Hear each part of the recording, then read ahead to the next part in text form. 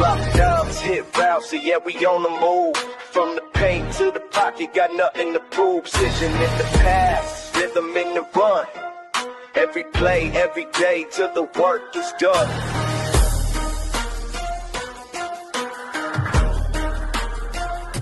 Yeah.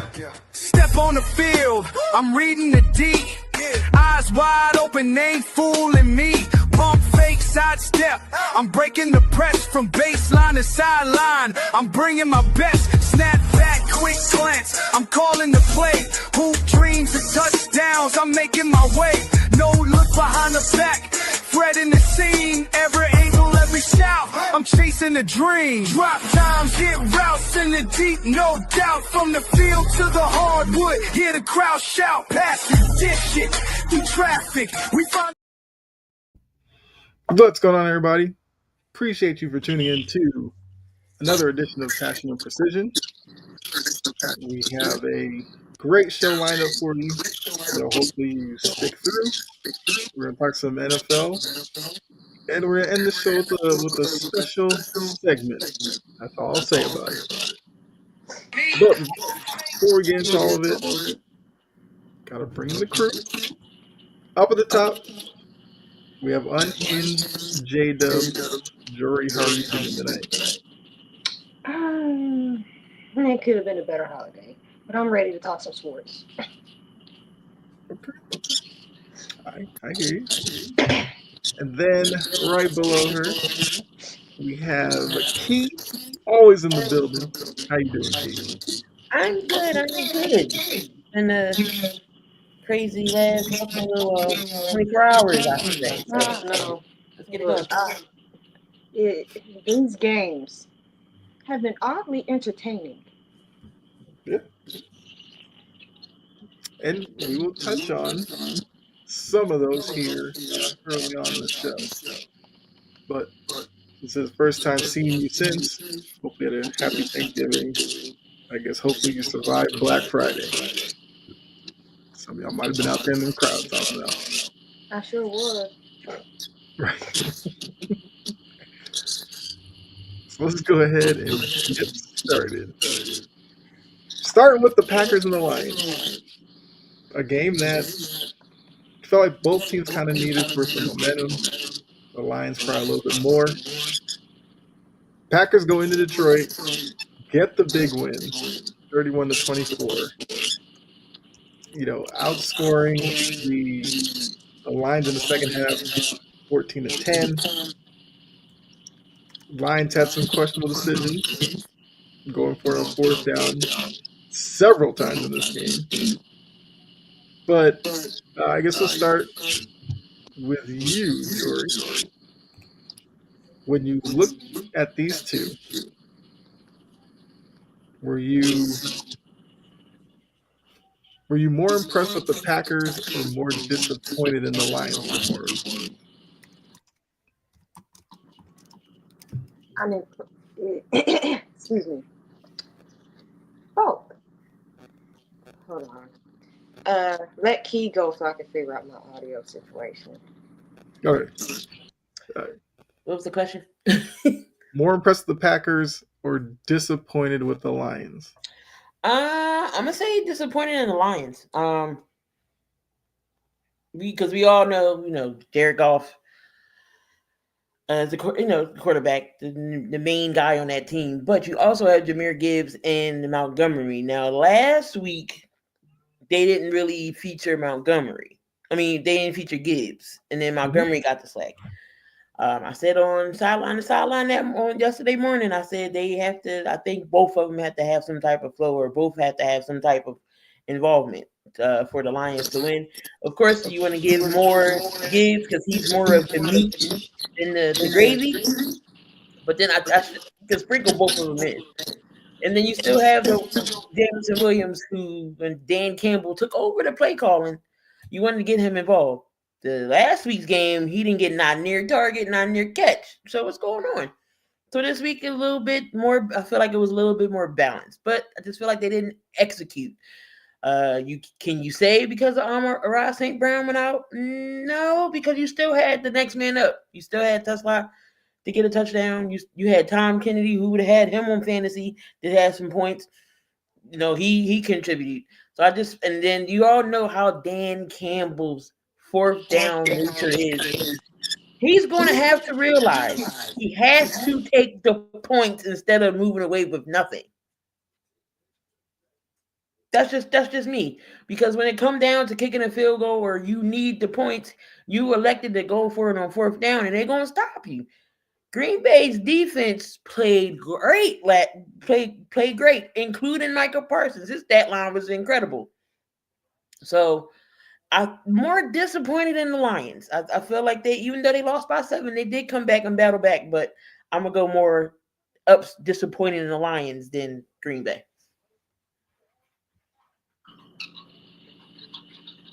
Hopefully it's fixed. Excuse me. Hopefully it's fixed.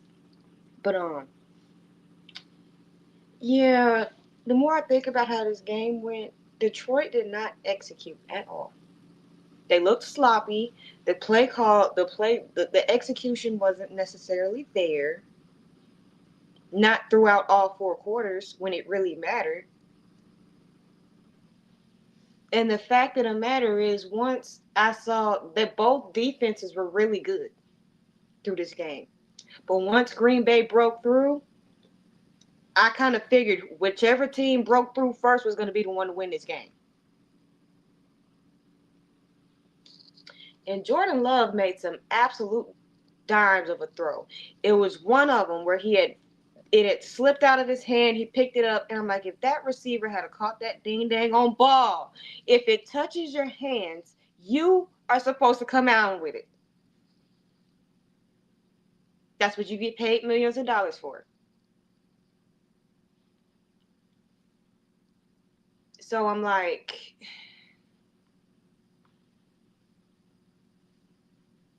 I'm actually proud of them. I'm actually proud of the Packers. They finally stopped shooting themselves in the foot.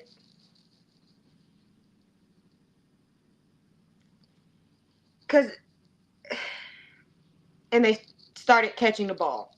That was my next point. The receivers started catching the ball. Dontavian Wicks had a hell of a game. Shoe came off, still caught the ball. Exactly. But Detroit needs to learn that this is not the year that y'all can be inconsistent. This is not the year for that. It's too much parity in the NFC.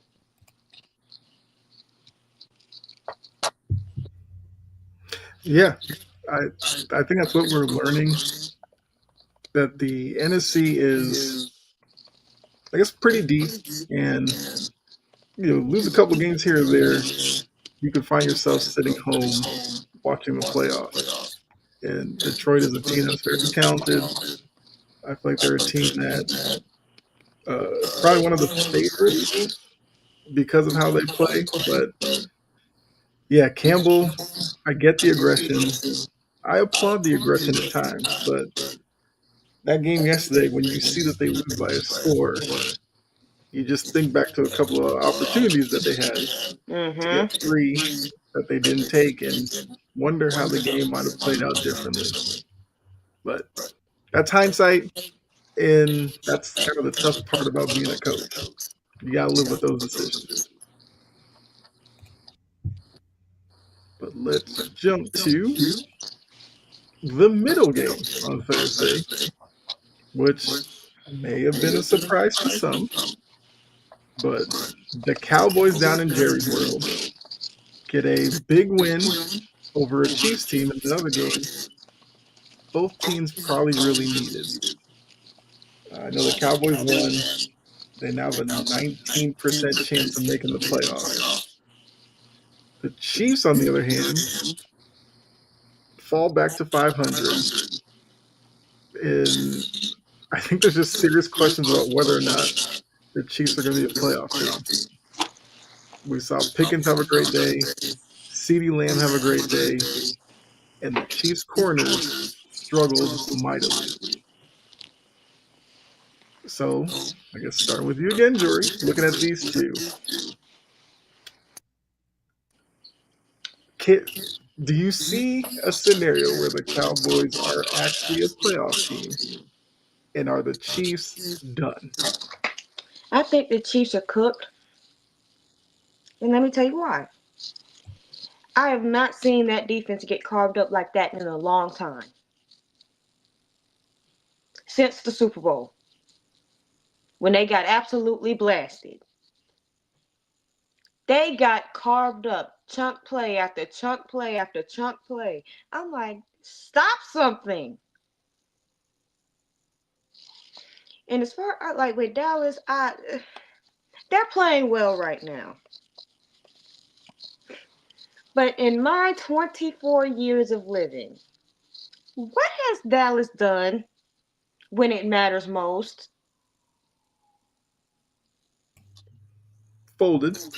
Exactly.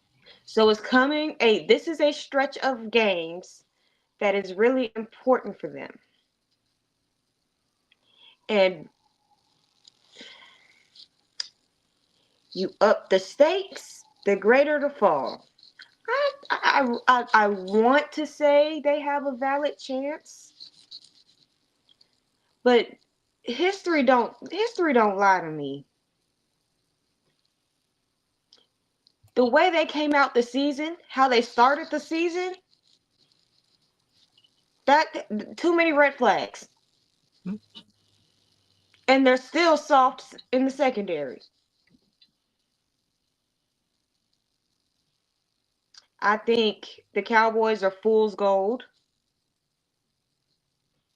and I think the Chiefs are cooked.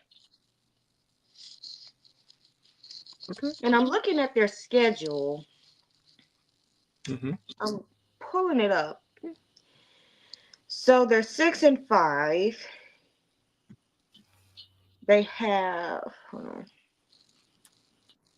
They have the Lions next week, who, if they're pissed off enough, should run circles over the Cowboys. Should. I don't think the Hmm. Lions' execution right now in the past couple weeks hasn't been up to par. Um, Yep. they play the Vikings on the 14th. Then they have the Chargers. Then they at Washington, and then the Giants. Those next three are going to be important Hmm. because I think the Commanders are fried and the Giants are definitely fried. The next three, bare minimum, they can't go 1-2. Yeah.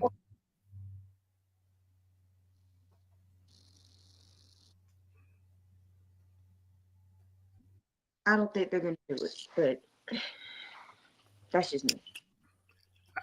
I just think with the past two games, Eagles and Chiefs, all the Cowboys are doing, they're teasing their fan base Mm-hmm.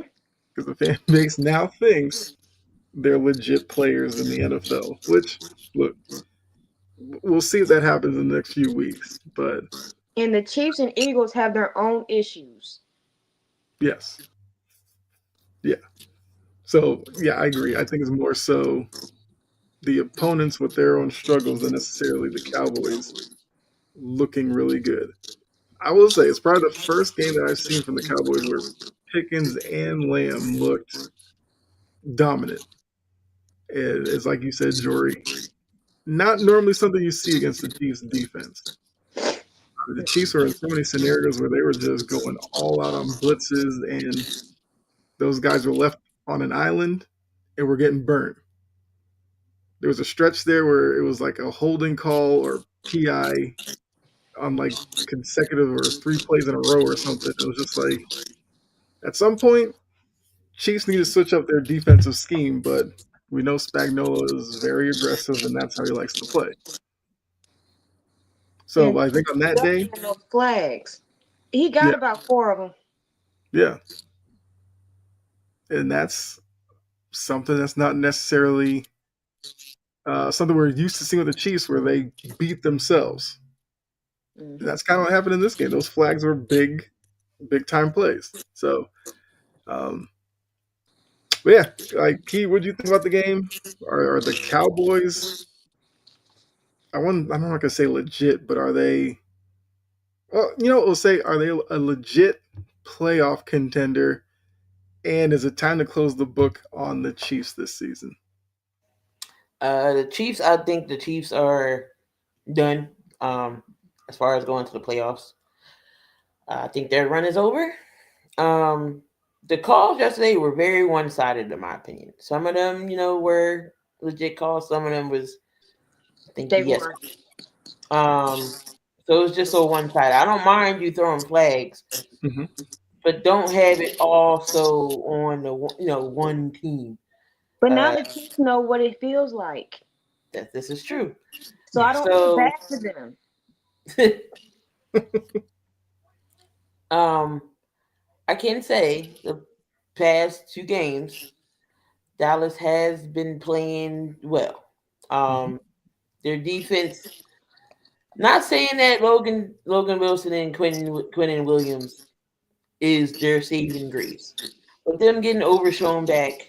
Um, they defense did get help. Let's just say they got healthier plus the additions. I wasn't expecting them to go and beat Kansas City like that. You truly have a number. You truly have another receiver on the side of CD Lamb to help out Dak.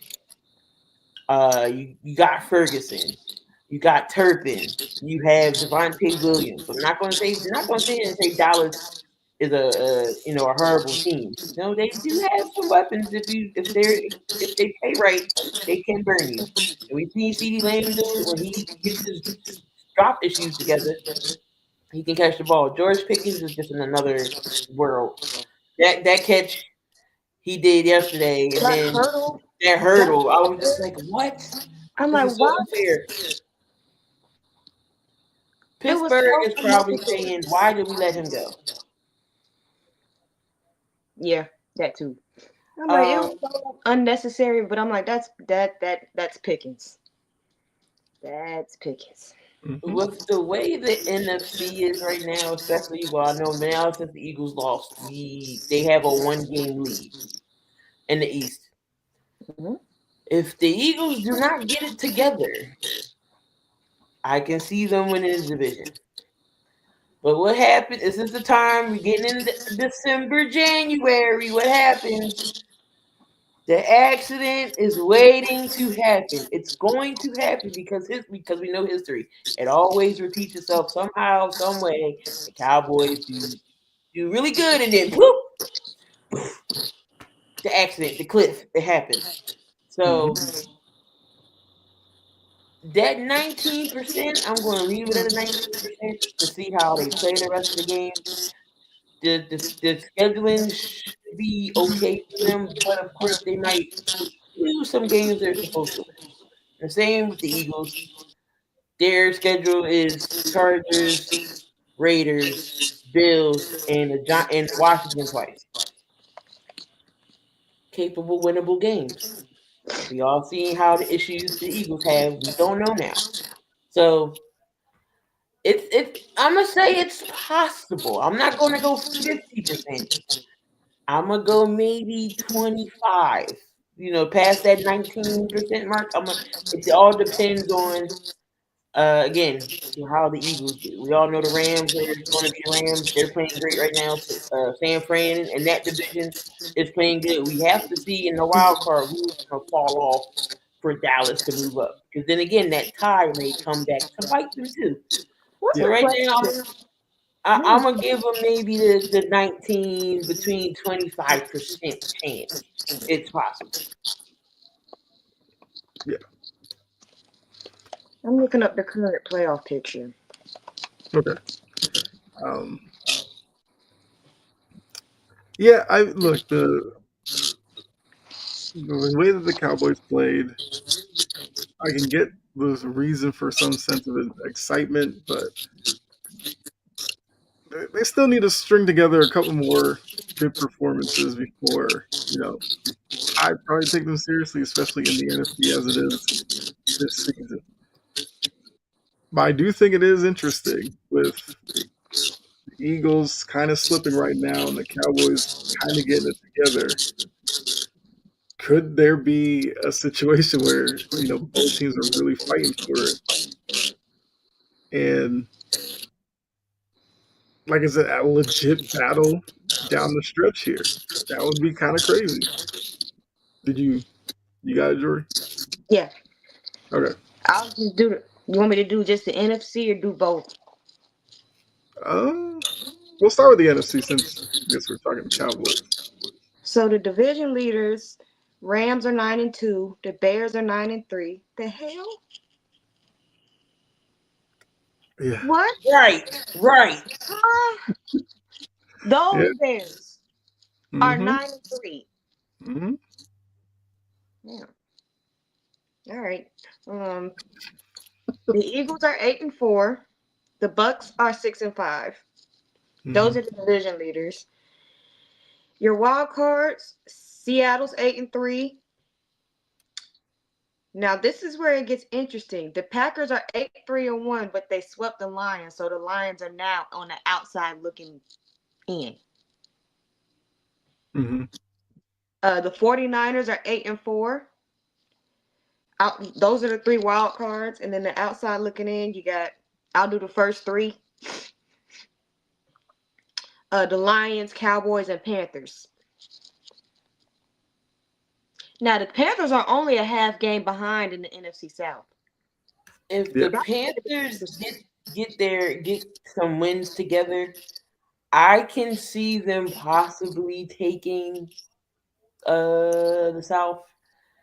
Um, did Tampa Bay sweep them yet, or is it 1-1? I believe they have a game left against each other. Okay. So yeah, that was the division game. It could come down to it. But no, I can again if Carolina falls off, and then again, like I said, Dallas keeps playing how they are, they can possibly slip past the Lions as need be Mm-hmm. and sneak their way in somehow. But again, we going off of history, what history tells us about Dallas, they'll build up and then all of a sudden come crashing down. And again, that tie may come back and bite them too. Green Bay, I don't think the tie will hurt them as much as it would Dallas. So Dallas will have to try to win out or try to maintain and stay afloat to try to get in the playoffs. But if Carolina plays the way they are and maybe keep building some wins and get things together, they possibly could win that South and then put Tampa Bay down in that situation, and then Dallas will fall down even more. So it's going to be interesting these last 5 games of the season. All I think the right. South only probably gets one team. Yeah, because the Buccaneers are slumping right now. Yeah. I guess Then you could do the AFC since the Chiefs were we involved. already started. AFC, your Patriots, they have the number one seed. And Mm-hmm. who would have thought that?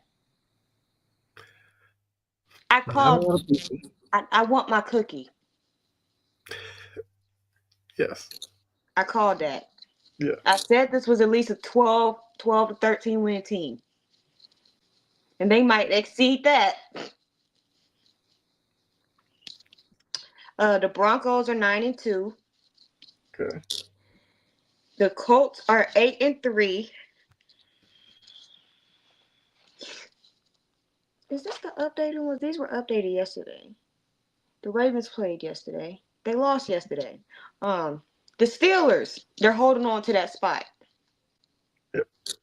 They're half a game ahead of the Ravens. That loss against the Bengals was kind of costly. Wild cards, you have the Chargers, who own the tiebreaker over the Jaguars and the Bills. The Chargers have a better AFC record. Mm-hmm. The Jaguars are well. Wait a minute. The three wild card teams are all 7-4. Yeah. So yeah, outside looking in, you got the Texans, Chiefs, and Ravens. And we ain't got to go no further than that because after that it's the Dolphins, and we really don't need to start with talking about Dolphins and playoffs because Right. that's not going to happen. Yeah. So it was a game both teams needed.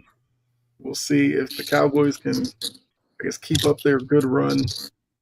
If the Chiefs can kind of bounce back because they're obviously the division out of the question for them. Now there's serious questions about whether or not they could take a wild card spot.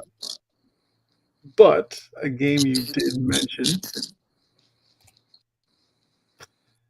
Ravens Bengals to end Thanksgiving night. With We a got Joe cherry Burrow on the top. back. Right. We got Joe Burrow back. We learned he's playing with some steel plate in his shoe to protect his toe. Which I gotta give him credit. He moved around like you wouldn't have known he had something in his shoe. He was a little rusty to start off with, but once he kind of hit his groove, he was like old Joe Burrow. On the other side, though, once again, look at the box score. Derrick Henry had 10 carries.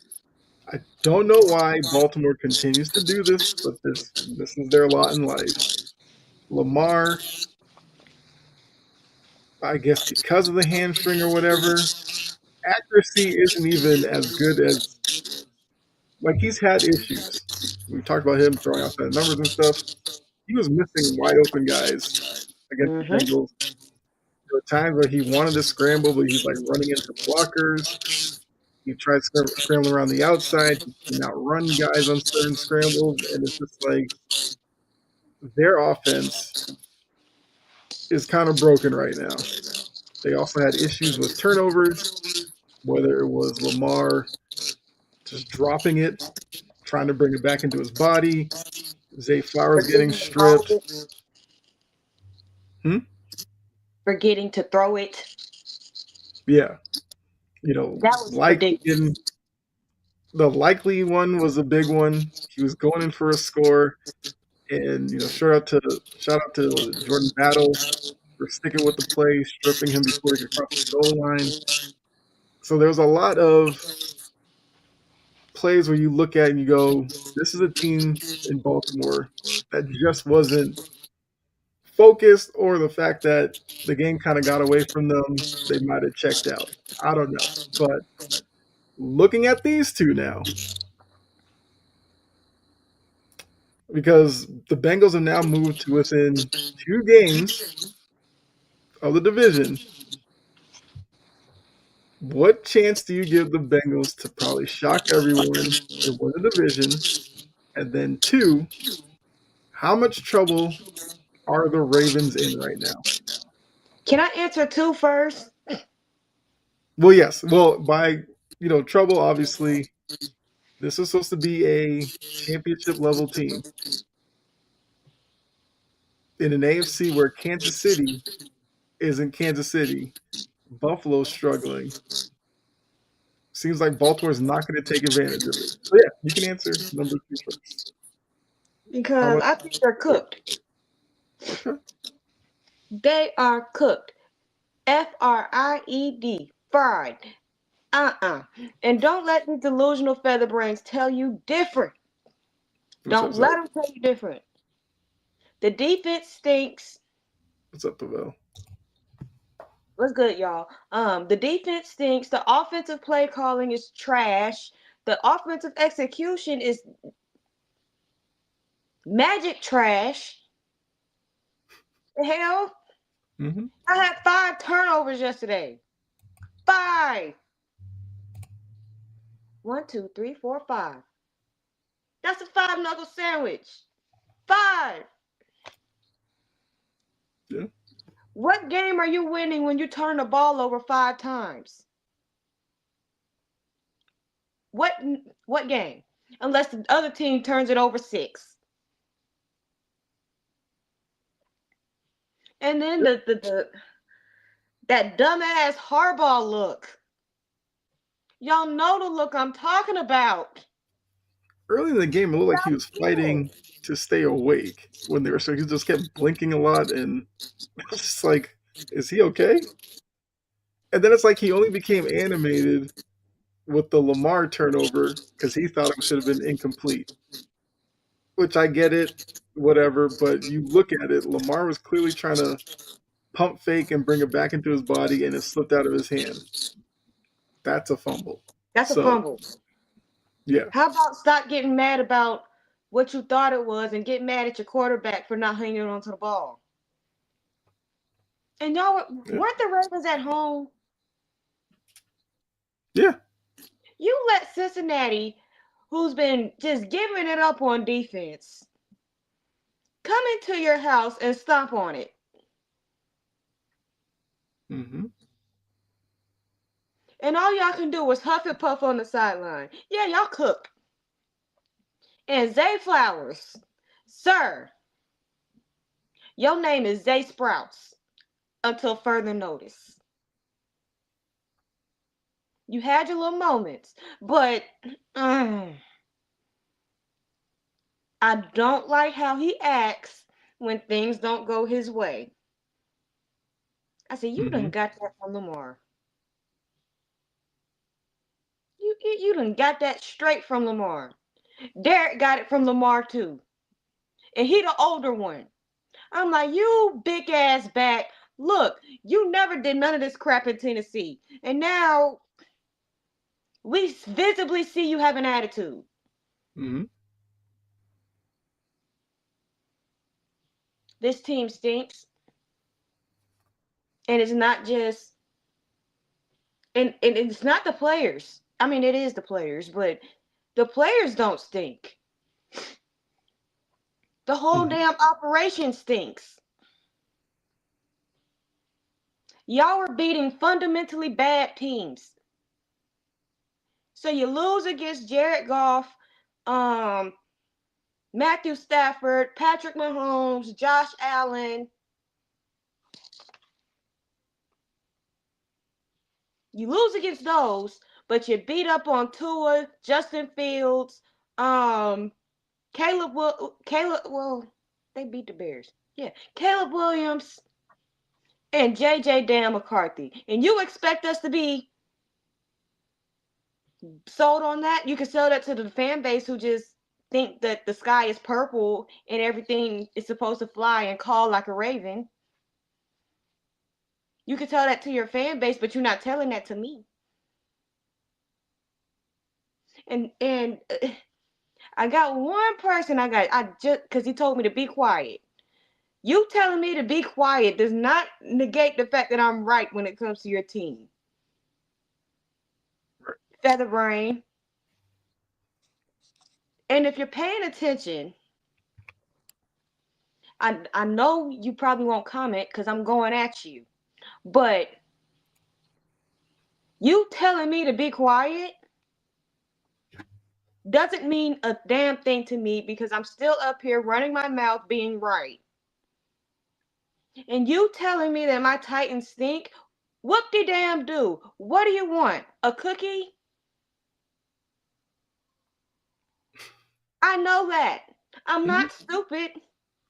I wasn't born last night. I wasn't born this morning either. I'm not stupid. They're 1-9. I know they stink. But here's a very valid argument. Which offense looks better right now? I mean, you'd have to go Tennessee. I Whose just defense don't is know playing better what right now? Baltimore.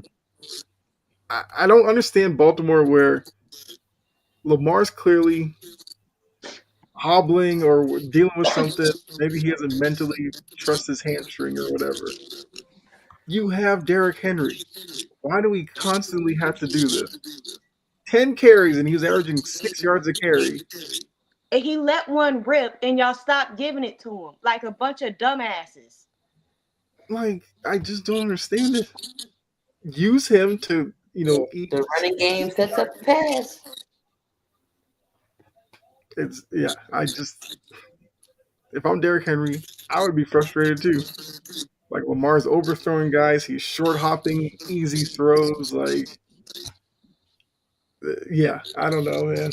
And they have to face Cincinnati again in 2 weeks in Cincinnati. I think there's a good chance Cincinnati beats them again. Like, back to what I was saying. Whose offense looks better? Whose defense looks better? I mean, I would trust Jeffrey Simmons. That's enough for me because he can wreck a game by himself. Baltimore's defense has been slightly better, but it's still not to the level This Baltimore needs it to be. I take my secondary over the Ravens secondary by a goddamn mile. But I mean, we saw Joe Burrow when he needed a big play. Who did he target? You got one.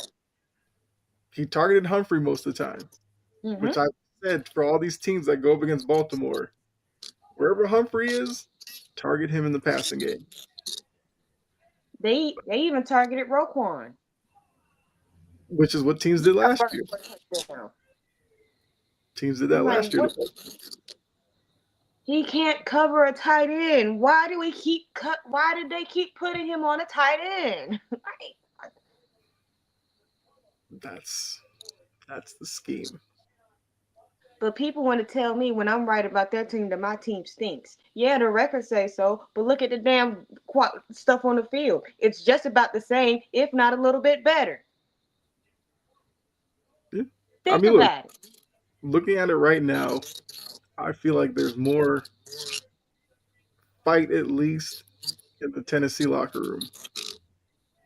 Against these good quarterbacks, that Baltimore team looks like they got a lot of quit and front running in them. Mm-hmm. So, like, look, yeah, on paper, most people, you look at Baltimore, you look at Tennessee, you say you would take Baltimore. There is something to say about having some heart. In that game last night, last night, they just didn't want any part of it.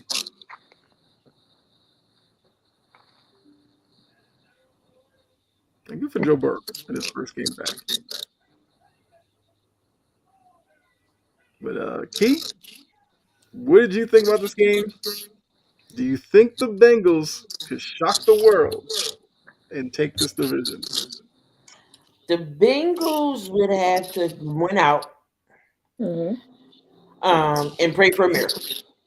Yep. Pretty much.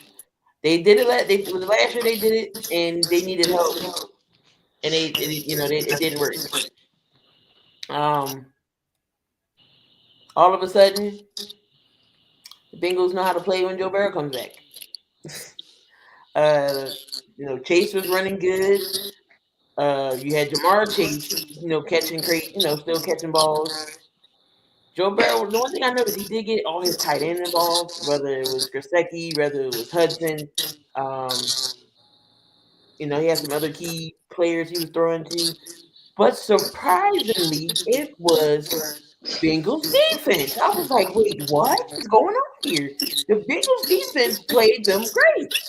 But this Bengals defense is not going to hold up the rest of the remaining of the season either. That's the only thing. If the Bengals defense can play like this the rest of the season, I don't know. It's definitely possible, but I don't see the Bengals making a playoff. As far as the Ravens, they came down off their high because they won 5 straight, but it was against the poopy teams.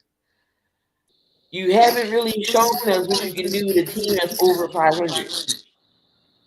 The Bills, KC, and those other teams. Lamar had 5 turnovers total as a whole. That fumble was one. He still act like he didn't know where he wanted to throw. Andrews drops the easy balls, but catches the most difficult balls he can catch. So we do have to realize at one point that Harbaugh's seat is hot. His butt should be, be a little warm and toasty in my opinion.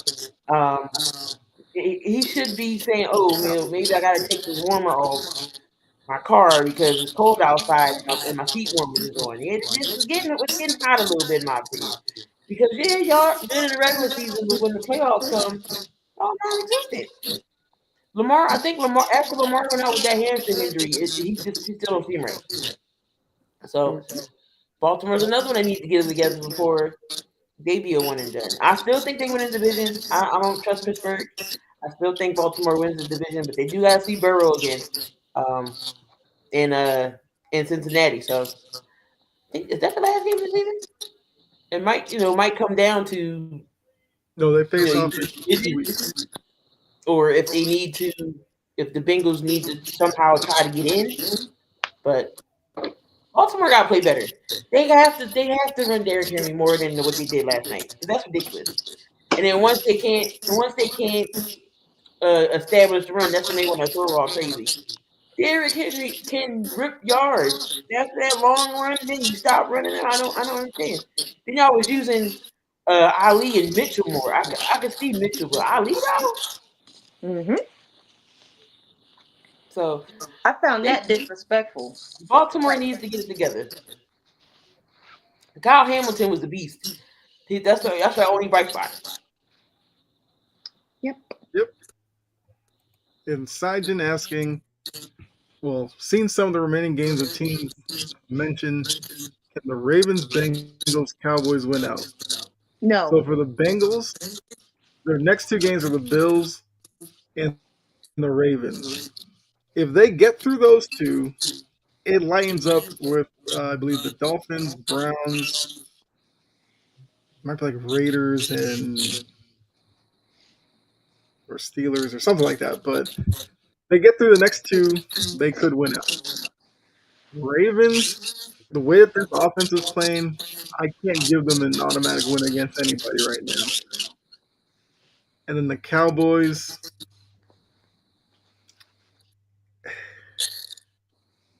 maybe, but I wouldn't buy into them yet.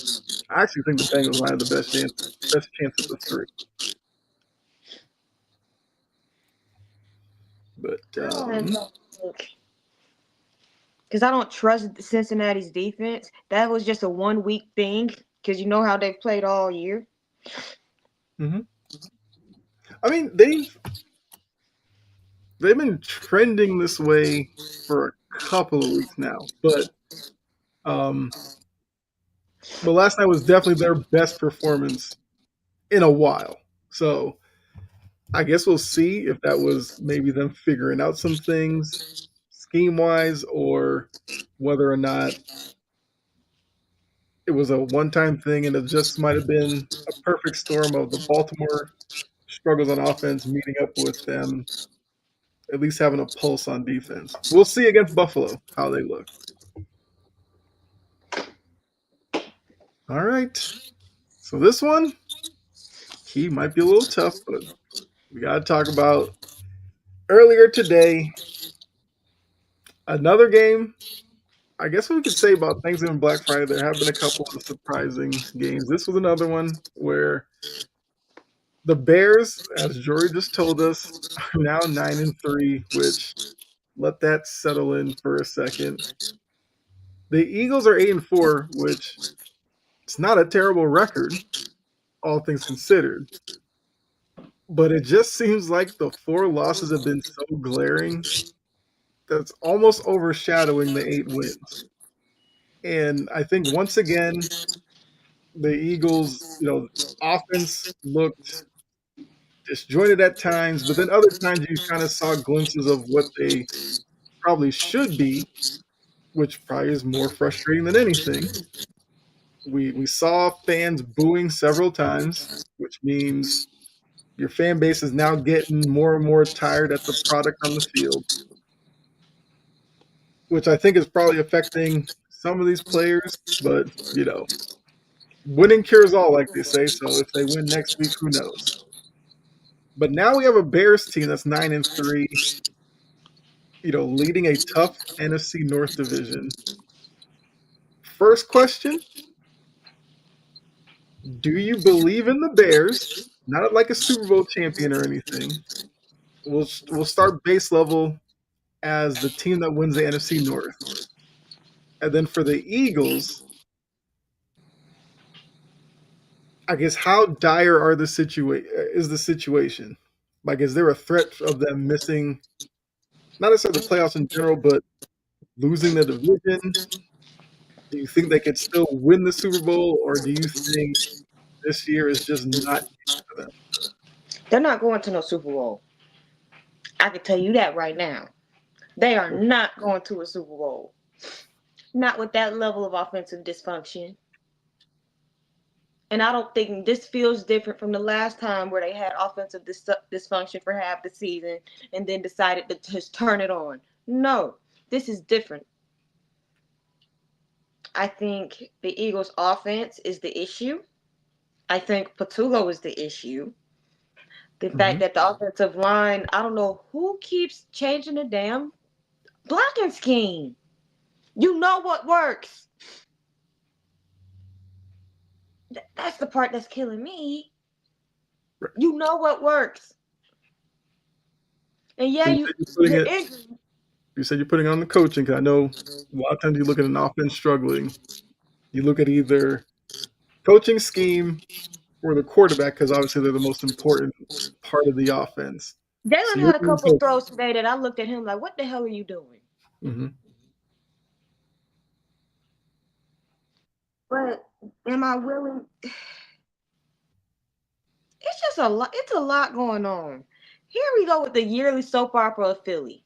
Here we go.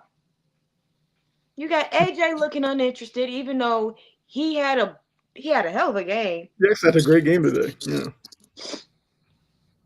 I think he gonna he gonna end up somewhere else within the next 3 seasons.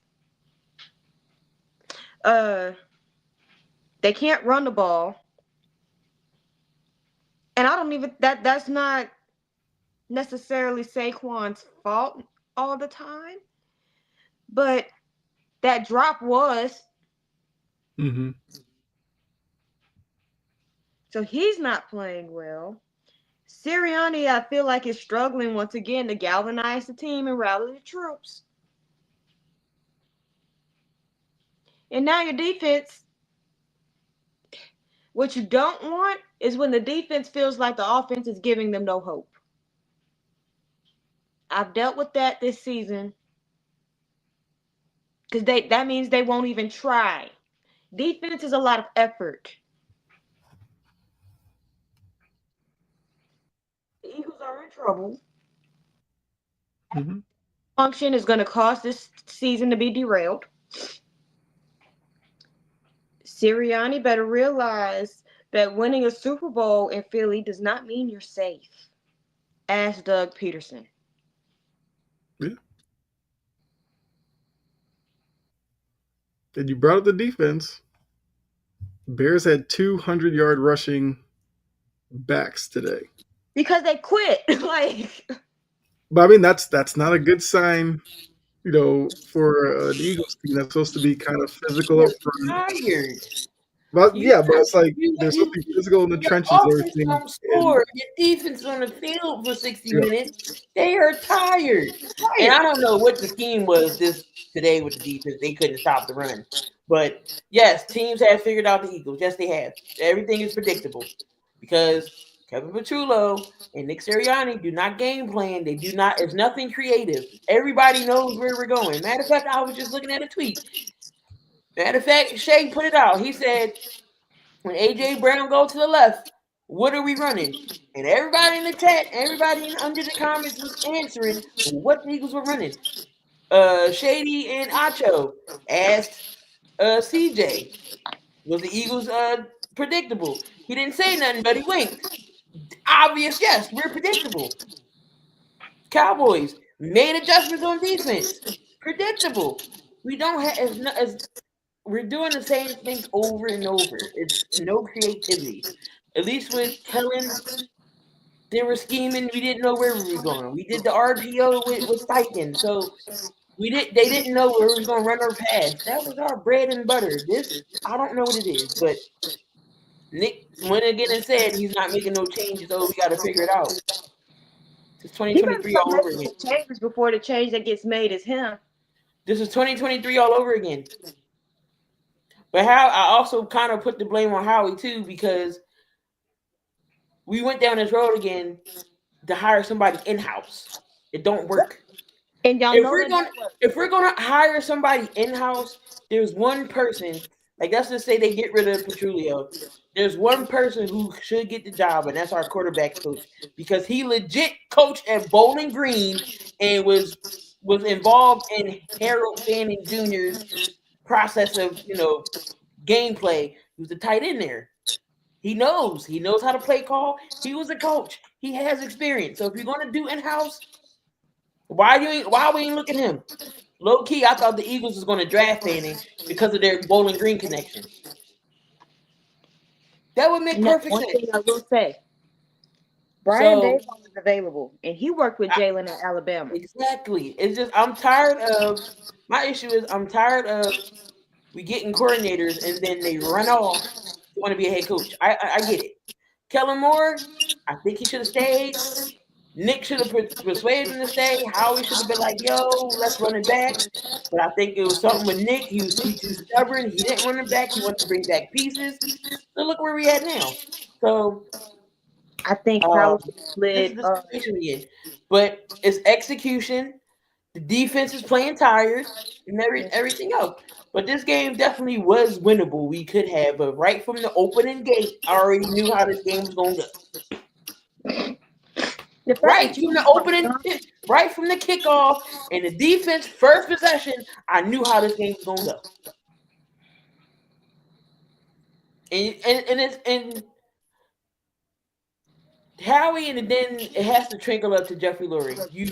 If he's in that box, he has to hear the whole Lincoln Financial Field saying "Fire Kevin." That's a problem. Mm-hmm. That's an issue. That needs to get addressed. We don't play again until next Monday, so we have a bit of a break.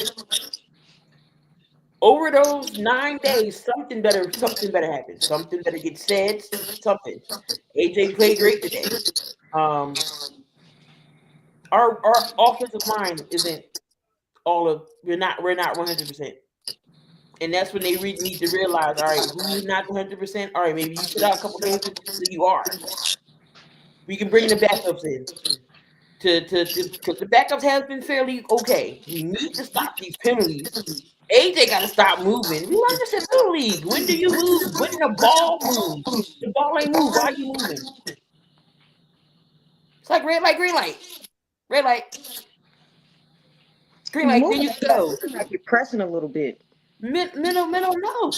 So I know what this team is capable of, and I say the same. Y'all hear me say the same thing every week. The broken record. It's like telling my kid, please don't touch the stove. You're going to get hurt. Get away from there. You're going to fall. And then after a while, I'm not going to have no sympathy. Because I told you don't do it. That's how I'm feeling with the Eagles right now. Week after week. Like I said, I can't blame it all on the defense. They're tired. They are tired. Vic Fangio was doing everything he can to put the defense in position to stop the other team's offense. It's offensively we can't get cooking at all. Or we get the lead and then we go conservative and then our coaches, we didn't play conservative. Excuse me, yes you did. Dallas made adjustments. Why didn't you? Yep. I am not the best when it comes to play call. But I know what goes on. So just because one team is forced to make adjustments doesn't mean you don't make adjustments, because you don't have to. You got to anticipate that. Mm-hmm. And they're terrible at that. And that falls on Sirianni. Yeah. I mean, look, I agree. Seidman talking about teams figuring out the Eagles. He said he also thinks they figured out the Ravens and Kansas City. I don't think they figured out the Ravens. I just don't think the Ravens know who they are anyway. The And Ravens are frauds. That's who they are. well, yes, yeah. And for Kansas City, I think they're in that spot that kind of New England got to during their run, where you needed a bit of a kind of shift in the way you do things to kind of kickstart another run. That's where I think Kansas City is, and I think based off of their front office and who they have leading them, feel confident that even if they don't ultimately get to even just the playoffs this year, I don't think they're a team that would be down for long. So, but we'll see. See how all these teams turn out. There's still some weeks to go, but that was Thanksgiving and Black Friday. So we'll get into team reports. I mean, Steve, you did kind of. Yeah, I know I kind of did go into It's it, but all all right. right, I'll elaborate more. So as I'm sitting here trying to figure out what I can do here, I'm like looking around like, oh, okay, perfect. I'm gonna get an idea. Boom, we switch it up here. So defense got Zach Bond there again. I'm not blaming anything on Zach Bond. He's balling out. This defense is tired, y'all. They gotta play 60 minutes. Vic Fangio is putting them in a position for them to play great. We got away from the blitz a little bit. I felt like today we pressured Killer. We just couldn't sack him. And that's what happens when you're tired. Exactly. The defense is tired. Jalen Hurts, I love him to death. You know he's laid back and chill. You know nonsense type of quarterback player. He just wants to win. But damn it, you need your voice. Last year, you were laughing, you were smiling more. That's the Jalen I need to see. He can't do that with his offense. He hasn't smiled yet this year. I saw. He's not having fun like they was last year. When AJ scored that touchdown, he went over there, dapped him up. I was like, oh, okay, maybe nothing's going on with him. But he needs a voice. He needs to say something. I forget what game was it? Was it the Rams? We were down and we all of a sudden came back and Jalen was on the sideline cussing out people. I need that Jalen back. Because shit happened. I need that Jalen to come out. I need it. He's vocal to everybody else in the huddle and giving the speeches. I need you to go over there to your coaches and say something. Because when Jalen's in a no huddle, shit moves. Take over. Voice your opinion. Do say something. Like, this shit ain't working. We need to do something else. I'm going to take over and I'll do what I feel like it needs to be done. And what you going to do? Fire me, bench me, go ahead. If we're scoring touchdowns because I'm making moves and changes. See how bad you look. So I need Jalen to have a voice. Yes, he can be all philosophical with his quotes. I need him to get a voice and start talking. I need that Jalen. I know he has the IQ. I know he has a crazy football IQ. He's a coach's kid. I know how the style of play is. Yeah, he threw an interception. That was his second interception since week 6. So yep, he doesn't turn the ball over often.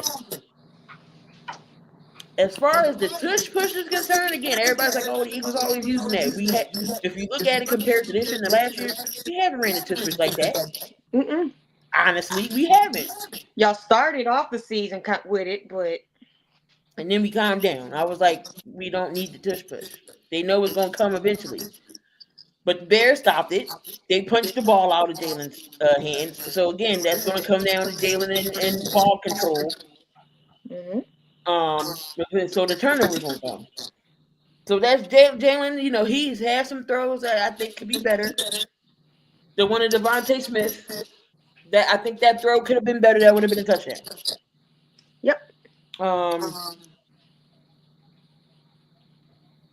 This one right here, play calling is doo-doo butter. Again, I am not the best when it comes to X's and O's. I don't know what the play calling the seats is when you look at the plays. But I can call a better game than Pachulo does. Mix it up. My Play Chihuahua. action. Jalen Hurts actually plays better when he's under center with the play action. That's how we beat, the Minnesota game. That was the first game all season where it was complete.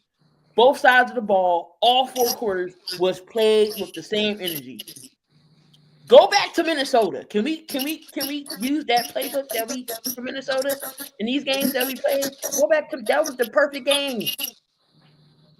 Now all of a sudden, here come the flags. We not disciplined. False start, offsides, holding, eligible man downfield, pass interference. Without that pass interference was bullshit, by the way, earlier in that game. I don't know what they were calling offensive PI. CeeDee Lamb and George Pickens does worse, but you gonna call that on AJ? That was a horrible call. It was. But Pachulo's the main reason, and the guy in the middle. Them two, they are freaking track. They are Will Ferrell and what's his name, and Step Brothers. They are bind together.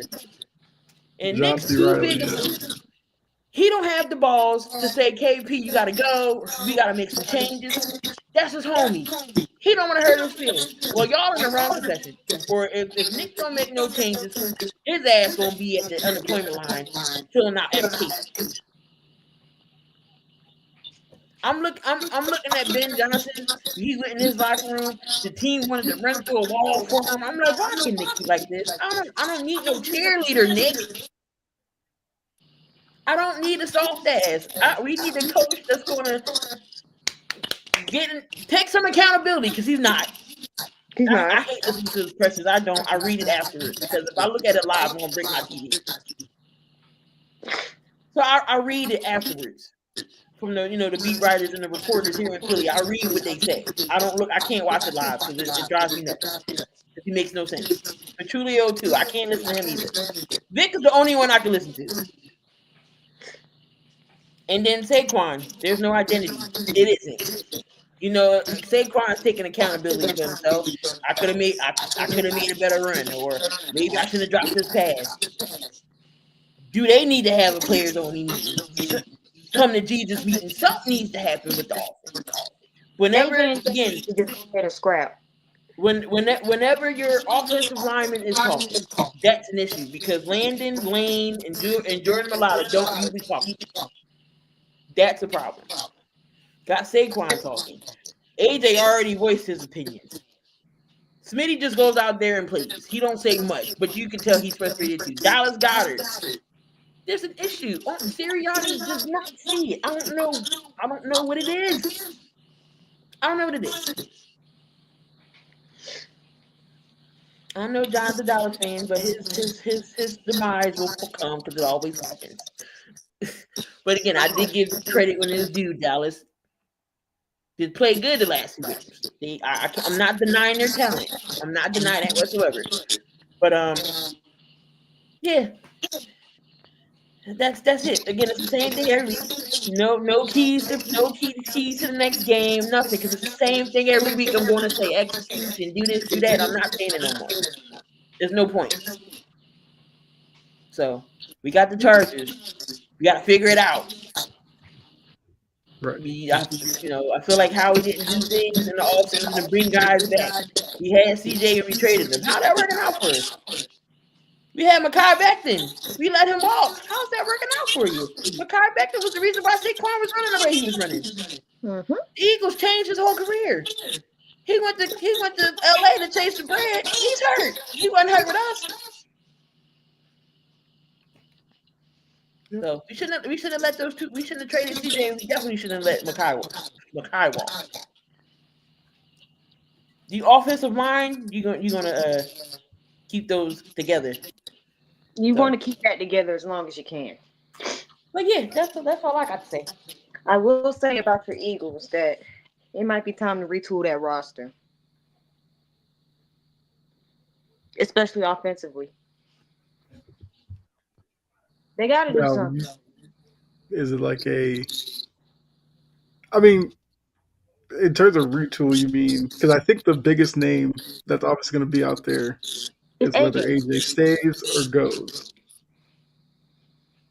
Do you think it's just an AJ problem, or you think it's I think they need to replace Goddard.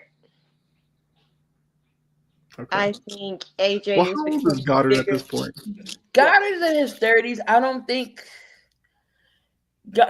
we're used to Goddard, but Goddard has come up in some big plays when needed.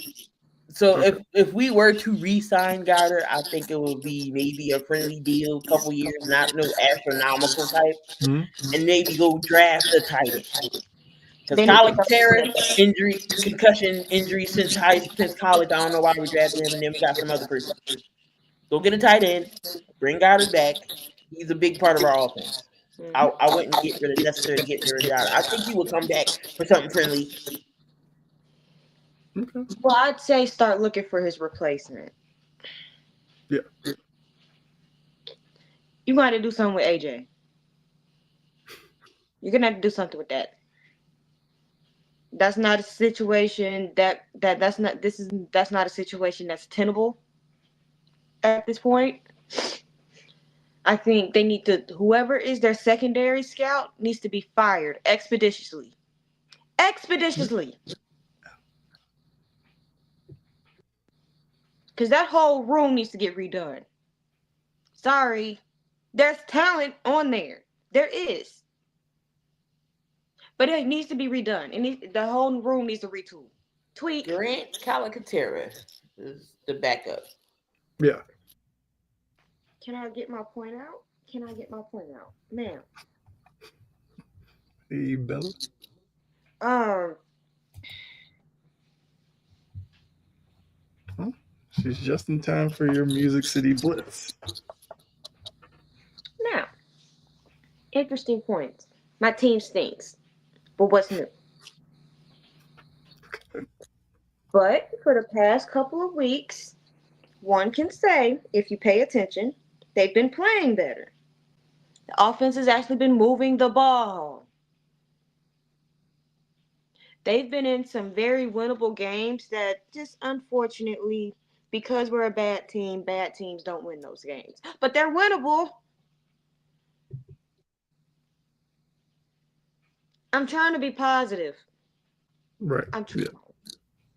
trying. But I do feel like they're inching towards a win, and with how things have been going, they might be in the mood to spoil Jacksonville this week. Okay. Cam Ward is taking the next step. Don't know if anybody's been paying attention because the team stinks, apparently. But Cam Ward is starting to take the next step. Exactly. That was not a blowout. Everybody was like, it's going to be a blowout. And the second that game ended, I said, what about that 13.5 point spread? Disrespectful, because y'all weren't paying attention to how this team was playing. You're just paying attention that we're losing. We're losing games. We're not losing by 20 anymore. We're losing by 3. That's progress. And that's all I can ask for at this point. Mm-hmm. I'm not crashing out every week because I know we stink. But, man, um, not crashing out every week. I know we stink. I have realistic expectations. I'm seeing growth from Cam Ward. Mike McCoy as the intern is kind of getting on my nerve with this conservative ass play calling, but okay. I feel like that's the issue at times with going with an interim coach who's been there, because obviously Callahan probably wasn't the only one acting in the conservative way. I mean, Mike McCoy was on the staff, so he probably has some of that in him as well. Mm-hmm. And I'm like, they're no longer an automatic blowout team. I think this team finally has the heart because the offense is starting to give them a little bit of hope. Now, if the Eagles played like how they're playing all season, they'd be in the exact same boat, and you know it. So that just shows you how minuscule the differences between these teams are. I think the Eagles are kind of better run, but we're not talking about that right now. I'm proud of how they've been growing. Um, if we get the number one pick, I expect another offensive lineman. You trade back, trade down, and go get Caden Proctor. Yes, he was Yes. the number one pick. And thanks, Callahan, for putting us in the position to get the number one pick all over again. No, Tennessee has some bright spots. I mean, I'm that like this is the time when you losing games, and if you're competing to figure out, all right, who is good, who needs to go, who needs to be rebranded. This is the time to look. And like I said, Tennessee is they have some gems. They just need to fill in some more. I Yeah, feel like defensive wise are okay. Like y'all can be more. Mhm. But it's more offensively that's more has the issue than y'all defense. yeah, it's the offense and the offensive line. Oh, we're strapped with the stupid ass Ridley deal. I heard Romo talking about how the Cowboys would probably give Pickens a big deal. Romo was loving him some Pickens in that Yeah, game. and then he's in Dallas. That's why. But Yeah. there is talent on this team. Um, Kamir DK, he's gonna be special. I got him on fantasy. I picked him up late, like off Alec, the waivers. Alec is gonna be special. Hmm. The damn offensive line. Look,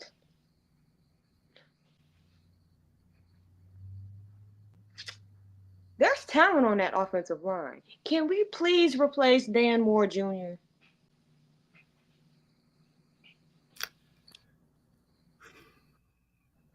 Like, Did they give damn, him? Did they give him a 1 or 2 year deal? there was one, I think. Okay. Just get him off my team. Get him off. Now, JC Latham is a walking penalty flag, but again, this is his second season. These things usually work themselves out, especially when it comes to trench work. Mm-hmm. Skoronski is going to be fine. He's fine. Short arms, he's fine. Those two aren't the issue. It's every goddamn thing else. Cushionberry's fine when he's healthy. Get rid of Dan Moore. Go get me Caden Proctor so we can have a jumbo package. Please do it. Please do it. And I'm waiting on it. Because you mean to tell me that there is a jumbo package with Caden Proctor, and I don't think y'all know this. They had one with Jeffrey Simmons on offense. Mm-hmm. Put both of them out there. God damn it. Put both of them out there.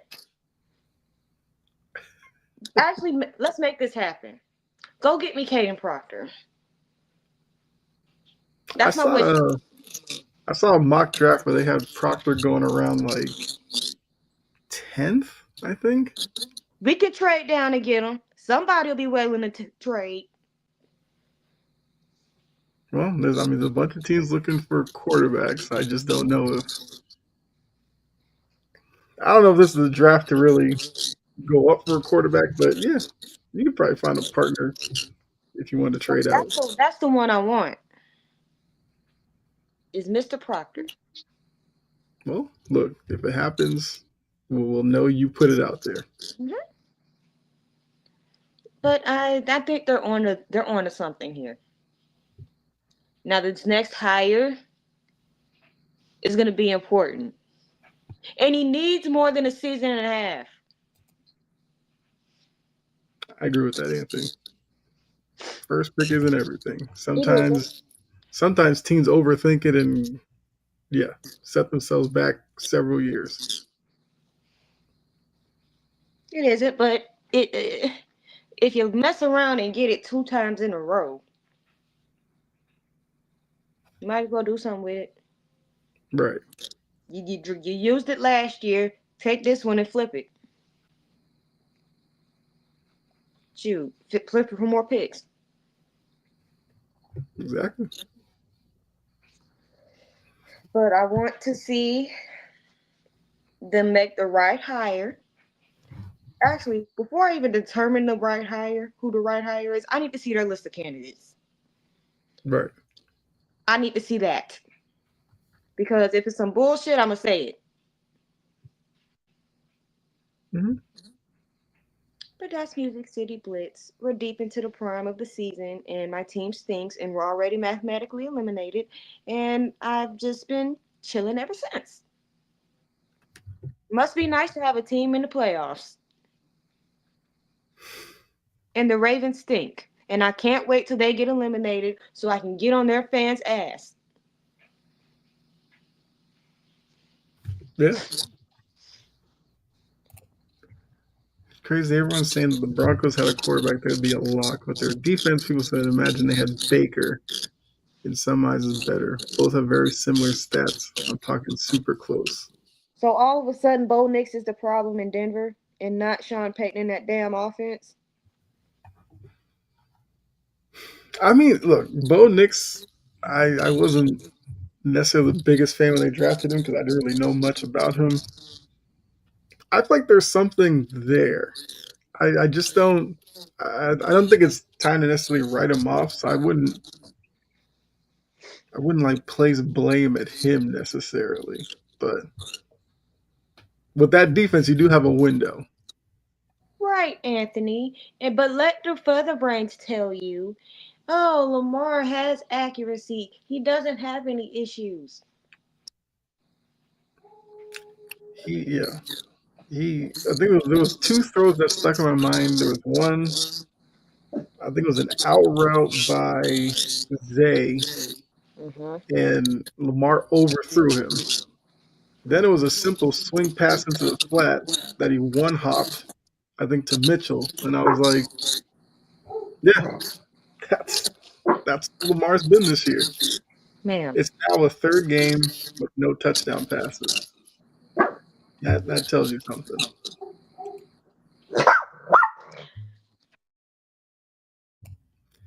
But I will go ahead. Could you imagine Herbert with the Broncos right now? Interesting thing to think about. A duck for another duck. Mm. Um, so the Patriots have the Giants on Monday night. Unfortunately, won't get Jameis Winston, who, win or lose, entertaining. Jackson Dart has been cleared from concussion protocol. The Giants have already said he's going to start. So we'll get Drake May versus Jackson Dart. I mean, I'm here for it. My big things are Patriots have a late bye. This is their last game before the bye. I just need them to stay focused for one more week and then take that much needed week off. This is going to be a tough matchup, though. John, you alluded to it earlier with Campbell being out. Wilson is hobbled with an ankle. I think Morgan Moses is dealing with an illness. So 3/5 of the offensive line have issues. And Brian Burns is coming to this game as the second leading sacker in the league. He's behind Myles Garrett. Myles Garrett has 18 sacks. It's actually kind of a big gap, but Brian Burns has 13 sacks on the year. That's like my only thing I'm worried about because Vidarian Lowe's going to be playing left tackle, most likely. I mean, he got better, I guess, as the season went on, but he's not Will Campbell. So I'm expecting to see from Josh McDaniels probably some quick passes when they do throw it. But the good thing is, Giants have the worst rush defense in the league. We've seen Travion Henderson come on the past couple of weeks. Stevenson's been back in the lineup after his injury. So it might be a game where we get a good dose of those two. I wouldn't hate it. That would mean less hits on Drake May. And I think those two could carry the team to a win. Don't no, I'm not fooled by the Giants. Trust me. It's just for a team that has gone this many weeks playing week in and week out. The thought of that bye coming after the game, they could let up a little. That's the only thing that I don't want to see. The defense, yes, the Giants defense, absolutely. They have good guys on that side of the ball. That's why with the timing of Campbell going to IR and Wilson dealing with the ankle injury, that's where the word should be. Because the game I'm where not worried about them looking ahead towards the bye because I know who the hell their coach is. right, and I mean, yes, Vrabel has kind of shown with games that could have been trap games, the team found a way to win. You know that this group probably doesn't fall into that trap. Just leaving a 1% chance of it. I will be interested to see how the offensive line does hold up because Will Campbell. There's a lot of talk about his short arms and everything. He's actually been really good this year. So missing him for the next, I guess, 5 weeks technically with the bye week thrown in there. It's big, but I think this team can get by. 2 games I would stay away from: Steelers, Bills, and Texans, Colts. Well, we have picks coming up here shortly. Yeah, so the biggest thing for me: use Henderson, use Stevenson, feed them the rock until the Giants show they can stop it. Work some Drake May play action, some rollouts, and get out of the game with a win. Head into the bye 11-2.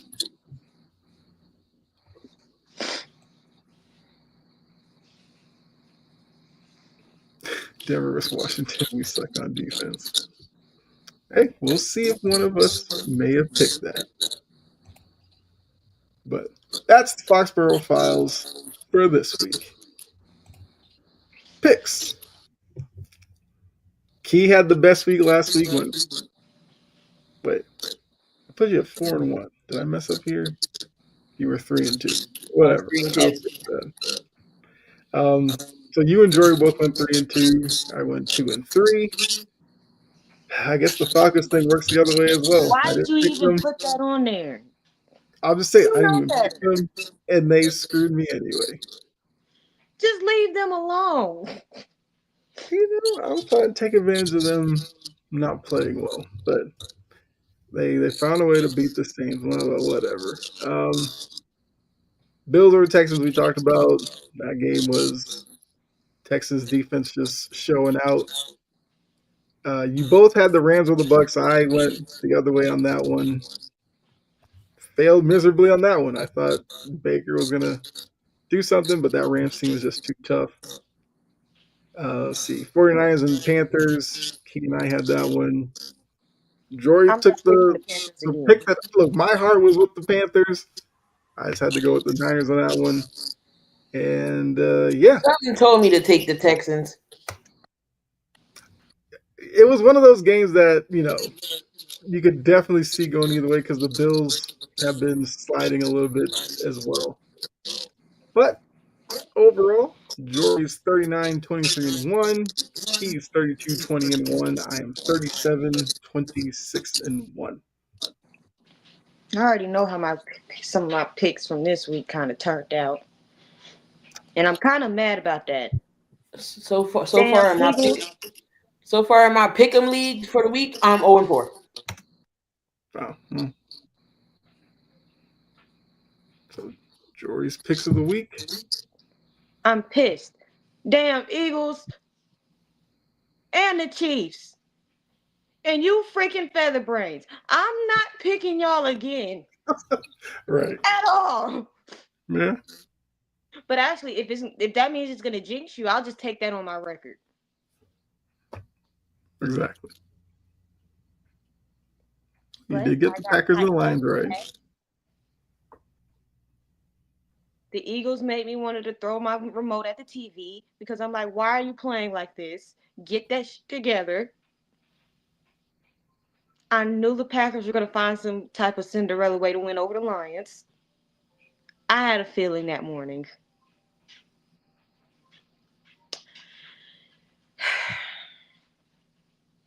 I thought Kansas City was going to be able to capitalize off of what they did last week.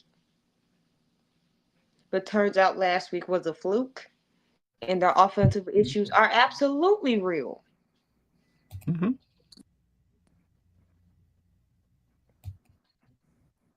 Um, the Ravens, Lamar, you're about as accurate as I am, and I ain't got when I don't have my glasses on. And I start seeing double.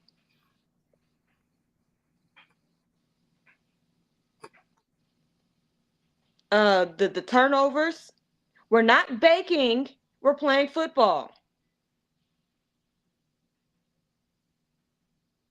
Um, The one the backed up at their pouting, goal line was the worst one. yeah, that was the worst one. And the pouting. Damn, didn't you just get enough of people calling y'all out about that badass body language? And y'all still over here. You are not a snake. Stand up. You are not slithering like a snake. Stand your ass up. We don't have time for this. This is not preschool. And I know he be in that damn helmet of his when the stuff don't be going his way. Oh, sassy. Lamar sassy. And it started to infiltrate. You see it with Zay throwing his little tantrums. Derek got a little stank ass face on the damn sideline. I'm like, wait a minute.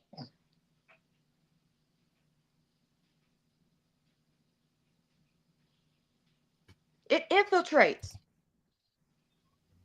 Winston still can't damn see. And he got LASIK.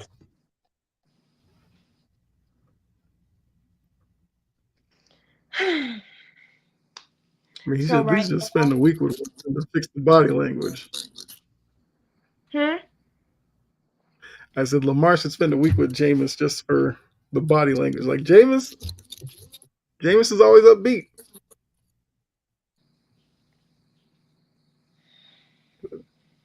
Lamar is just as moody as a teenage girl. Just moody.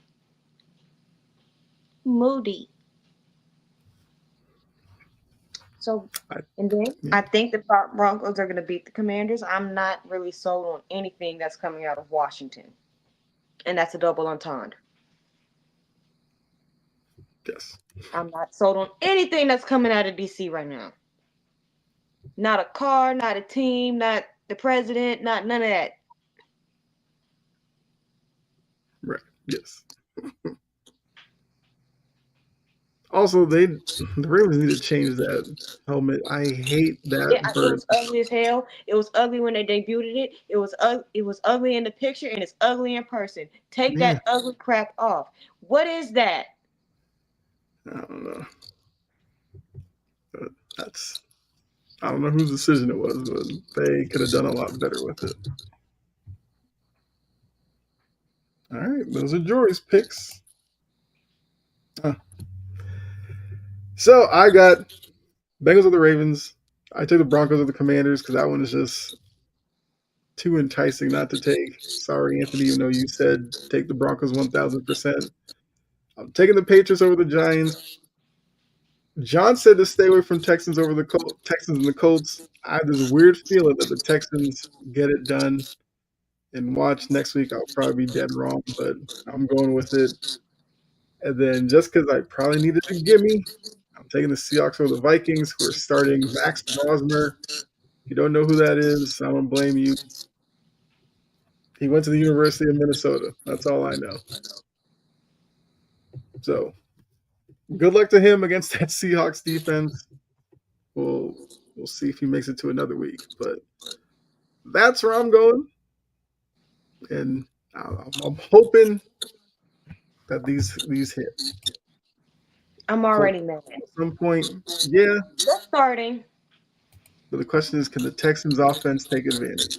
They've No. been not exactly the best group to trust with that statement, but I got a weird feeling about that one. And then Key. Well, I'm already 0-1. Of course, I'll take the Eagles. Let's go Denver, Patriots, Bills. Aaron Rodgers is coming back. But I still think the Bills have enough to beat uh Pittsburgh. Now if the Bills lose, you can kiss their playoff hopes goodbye. Yep. That they're done if they lose to Pittsburgh. I feel like they can target their secondary, especially with Joey, Mister. I'm always holding pass interference Porter. Um, no play Slay is old. Um, and you got Wash. Ramsey. Ramsey plays when he wants to. Yeah. So I mean, you still got T.J. Watt, but I still think Buffalo can dissect that. So I'm gonna go with the Bills here, and I'm going Texans over Colts. Only because Daniel Jones has a fracture. I don't know if I don't think it's a major fracture because if it's major he wouldn't be playing, but it's still a small fracture somewhere in his leg. I think it's either the fibula or the tibia, somewhere in that I bone. saw that But video.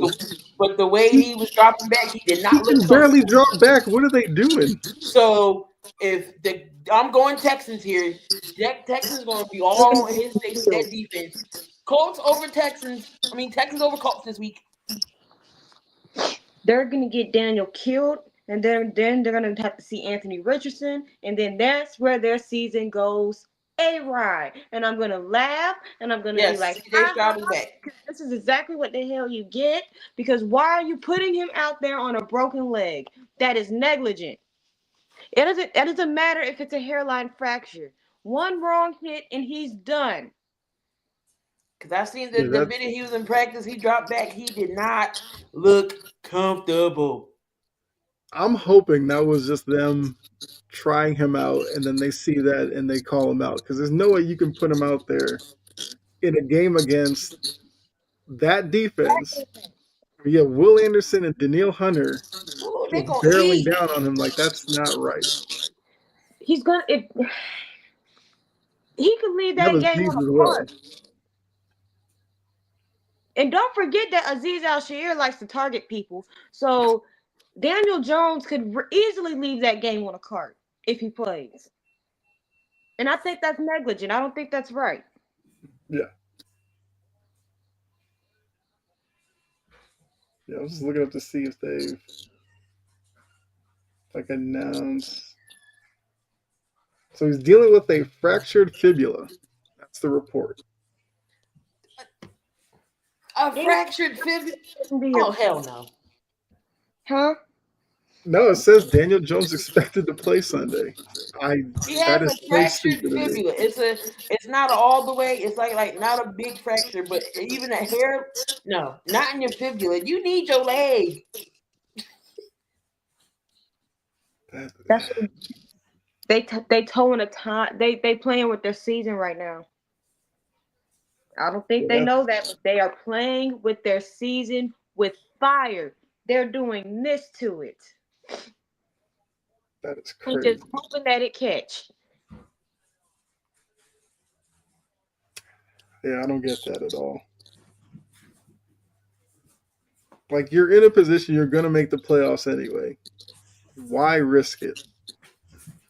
Yeah, But because I'm like, you can deal with Anthony Richardson for like 1 or 2 games until that leg is strong enough. But now it just happened. It didn't really have a lot of time to heal, and you're gonna throw him back out there against one of the best, against the best defense in the league. yeah, That's that negligent. that doesn't make any. I don't know how. There's got to be some punishment from the league if that happens. Yeah. If y'all know something's broken and then something crazy still ends up happening, then yeah. Stroud's playing. Yeah. Not Chris Rock. But Wait, Richardson's on Robitussin. IR. I remember with the shoulder. Their backup is Riley Leonard. Which, hey, throw him out there. I don't care. You ain't got enough Robitussin. Put some water in it and shake it up. What are the Lakers doing? What? One thing we'll say, Daniel Jones might be crazy. I guess he's tough. I guess. Look. I'm not. I'm like. I refuse to play. Cut my ass. I'm not playing on a broken leg. Those hairline fractures turn into big fractures. Mm-hmm. Anything could happen, and especially a damn fibula, a artery could get ruptured. One No, Even if he one does sack, that's play, it. One sack, one hit or twist of a leg wrong, it's that's over. too many important parts of your body right there in that area. Ask Alex Smith how leg mm-hmm. injuries feel. That's what I'm like. I'm assuming it's going to be a lot of shotgun, a lot of handoffs, a lot of screens, and a lot of quick passes. But I guess they don't trust Riley Leonard right now. Definitely ain't going with AR. Yeah, he's on IR right now. AR on IR. Right. So a chance he may have had to possibly start, he's not available. But let's go with Final Burn.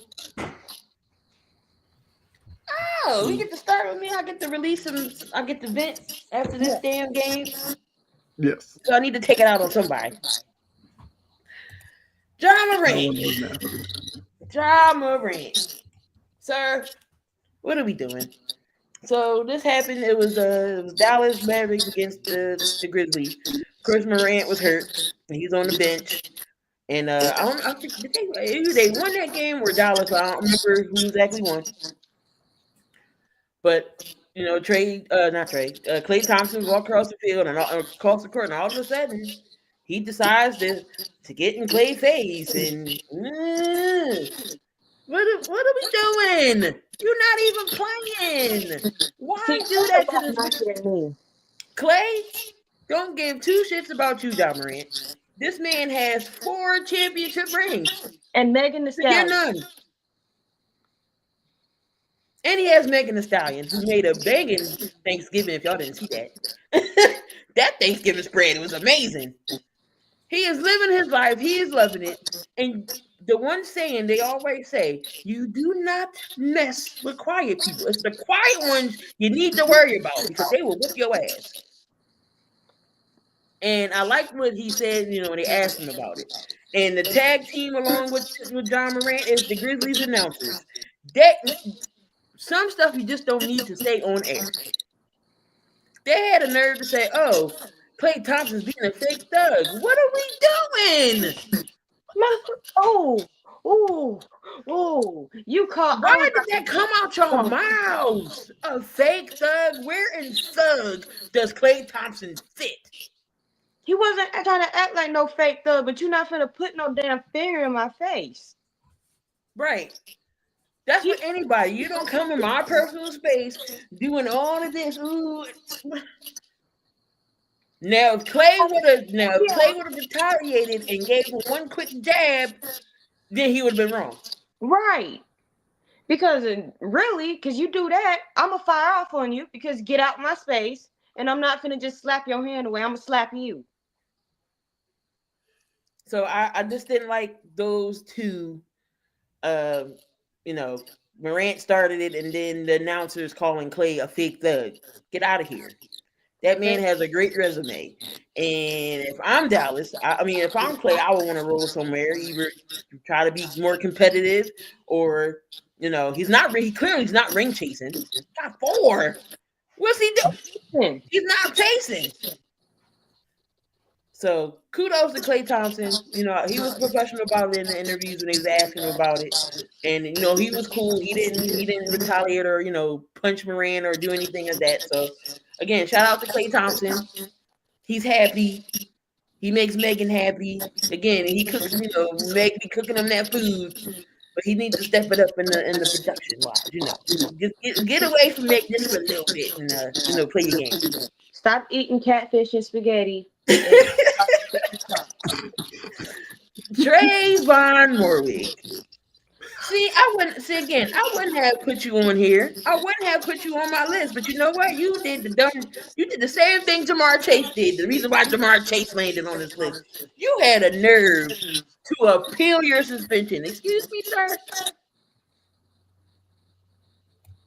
Like we You didn't see know it. that wasn't going to go in your favor, right? You We going saw to you. appeal your suspension when you clearly going to kick another man in his nuts. We saw you nut check him, and you sit here trying to gaslight us like you didn't damn do it. Oh my God!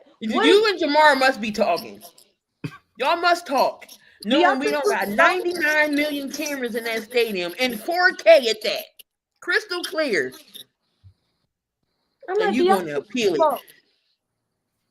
See, if you didn't appeal it, you wouldn't have been on my list. You'd be just like, okay, you got suspended. That's what you get. You know, come on now, think about be smart about it. But you appealed. No, they going. I'm surprised they probably seen that. It was like, are you right? He playing right? He's gonna tell this. We're not even gonna look at this appeal. You denied. They probably heard he was going to appeal it and denied it immediately. There is no looking at anything to appeal. Yeah. They probably were like, the hell? What is this? Egregious enough to give you another game. Andre Drummond. I usually don't put Sixers players or anybody on, in Philadelphia on his list, but he deserved it. Magic in Philly, the Magic, Anthony Black, it was looking like Steph Curry out there. Beat our ass by 41 points. 86 points at the half. What do you decide to do, Andre Drummond? You decide to take a fight with Jalen Suggs and square it up. We down by 30 at the half, and you trying to fight. And then gonna egg them on, and then gonna hype up the crowd to get on your side. No, sir, we are getting our asses kicked. And you gonna start fighting. And then smile and clap about it. Excuse me, sir. It's easy to fight when you're down 40. This is true. Very Easy true. to fight. Wendell Carter was like, ain't nobody messing around with you. And then Jalen Suggs, he deserved to get kicked out because he did come in and push and do all the extra nonsense that got him ejected. And everybody got technical fouls. But we got our asses kicked, and you want to go out there and start shit and clap and get the crowd hyped. We're not getting behind you for that. No, sir. No. So I had to put Andre Drummond on the burn list, and thank God for the Sixers and the Flyers today. They won. So we had a bright spot in Philly besides them nut ass Eagles that lost. But we went 2-3 today. Okay. Yeah. I think with the Morant thing, the funny thing is Morant is the dude from the suburbs who was on IG Live flashing guns, but Clay's the fake thug. All right, cool. Thank you. Like that's the hilarious part of the whole situation for me, but that's all Memphis has anyway right now. But okay. John Morant, if y'all watch Bel Air, John Morant is Carlton. John Morant is Carlton, and Clay is Will. Right. Yeah.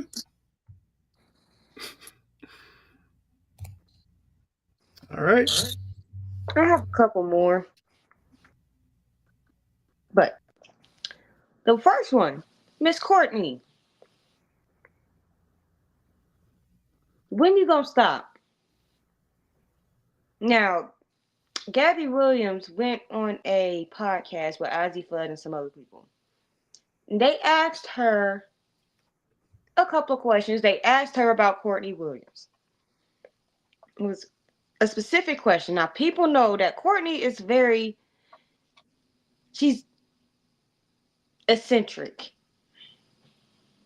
Very boisterous personality. She's flirtatious. She likes to play. She just be saying stuff. At the same time, you know Gabby Williams is not single. She has a woman. Respect her relationship. And if you saw the way that she looked She was like, when you gonna leave me alone? She was pretty much saying like, Courtney, when you gonna leave me alone? Now, since you think this is a joke, since I know Courtney probably thinks everything is a little jokey joke, if you saw her face and how she said it and the fact that people were giggling and she was, means to me, kiki, ain't shit funny. I don't leave me the hell alone. And this is not the first. And the thing is, Courtney has had things said to her about her own little situations, and it has caused fights. So why the hell you keep just saying anything to everybody? Common sense. Do unto others have you was done to unto yourself. You know what I was trying to get at right there. Yeah. Mm-hmm. And Chip Kelly. Dumb. Dumb ass. Listen here. How are you calling plays that you haven't even scripted? They don't know what they running. They never seen this play before. How the hell are you calling plays that you have not, that y'all haven't even scripted for this?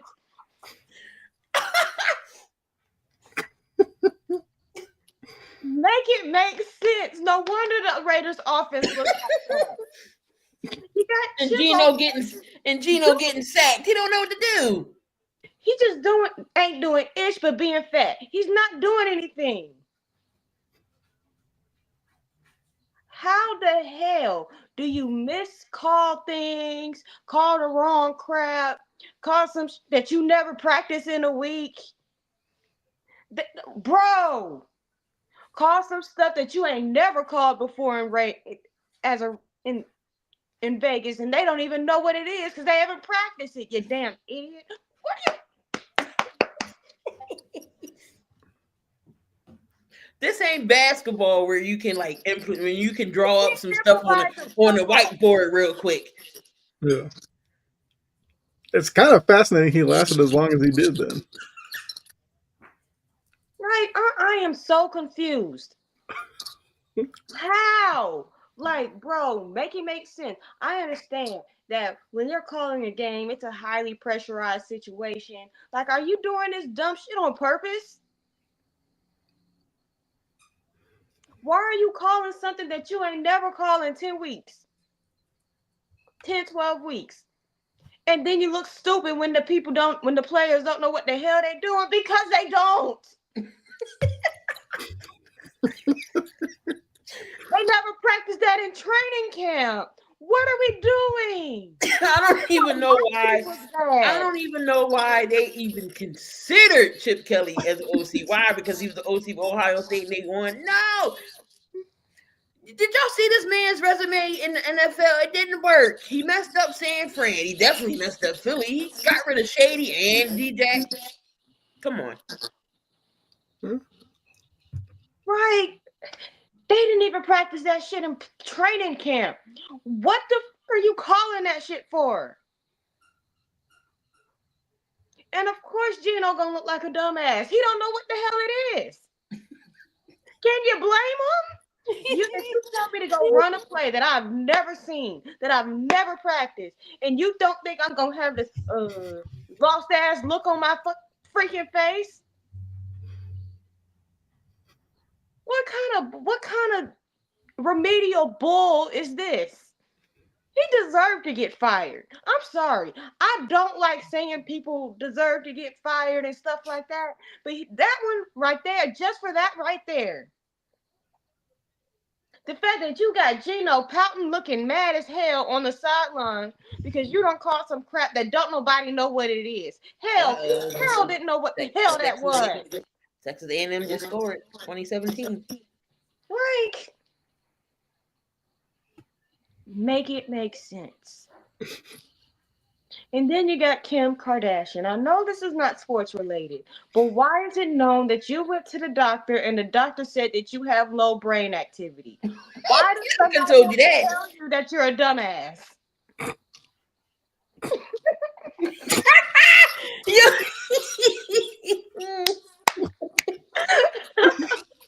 That is wild. Why is this information? Wait a minute. Doctor, I don't know. Something's wrong with me. Yeah, you don't got no blood. You don't got no brain cells. Oh my God, I don't. Low brain activity.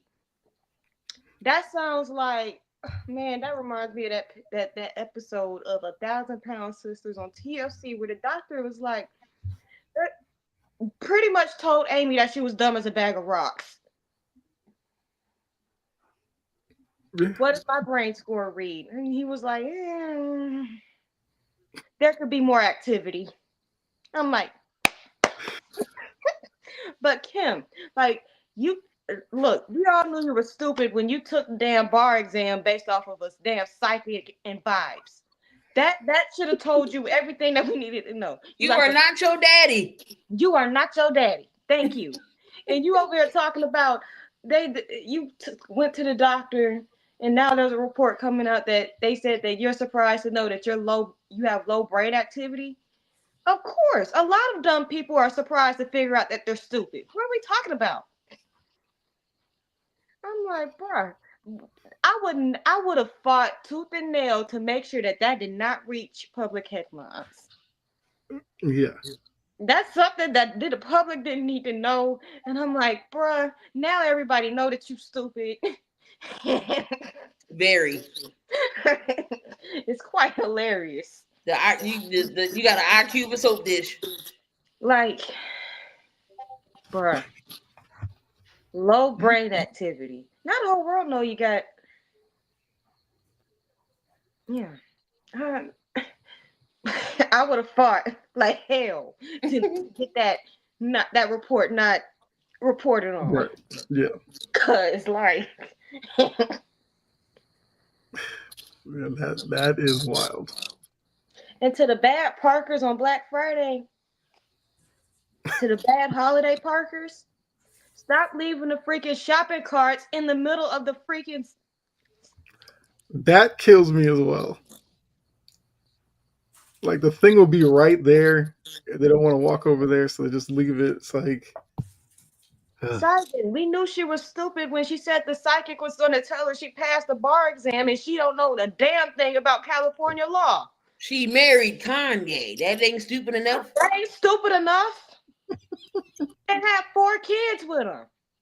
And didn't go on name. Well, Nori, I kind of like that name. You know, you can shorten that. But them other names, Chicago, Psalm,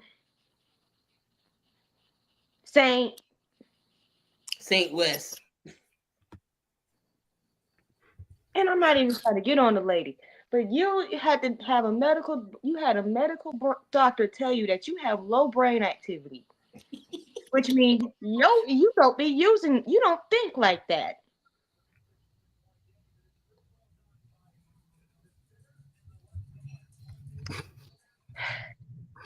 And that also tells me that when you and Courtney got in that fight on the show, when y'all was slapping the plastic off each other, that she slapped some of the damn brain cells out of you too, and you ain't never recovered.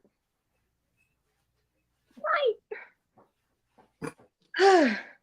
That was funny. I'm like, damn. Now we just know that you're stupid. And you got I guess we'll have to see what her next move is. I don't know how better you move deal with that silent. one. She better be quiet, Right. because ain't nobody gonna take her serious. I just had to get a little kiki about that one. Okay. Oh, I've got to add my graphic, but mine was really quickly. It was Cam Newton because he said his stuff about Fool's Gold and Drake May, and then tried to walk it back, and then said he thinks the Patriots are the team to beat in the AFC. How Shut can up, the bro. Fool's Gold team be the team to beat? How you gonna go from full goal one week and then the team to beat the next week? Dude, we know what you're doing. Yeah. Stop grifting. Right.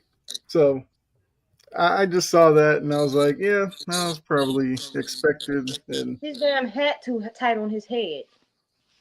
And then, yeah, the look today though. He got the granny glasses with the little chain. I was like, bro, what are you doing? Like, I get it. Your fashion is your fashion, but a Mad Hatter hat, granny glasses, and then the bow tie like your problem child. Like, it's a lot going I on with just want him. him to do something with that hair. I agree with Saijan. Like I can understand, there's Get different a types of locks and retwist. things like that. You starting to look like Jay-Z now. Either get the shit retwisted or cut the shit off. Let's Yeah, cut this out. Let's cut this out. yeah. You are not a Rasta man. You are not a homeless man. You're not none of that. Hmm. Look presentable, and you're not from Florida. Because Florida, they had their wicks like that. Hmm. You are not from Florida. Your ass from Atlanta. Act like it. Yeah. Go But get take some the barrel chain twist or off the something. glasses. I can't. Can't I imagine can't that. take him seriously.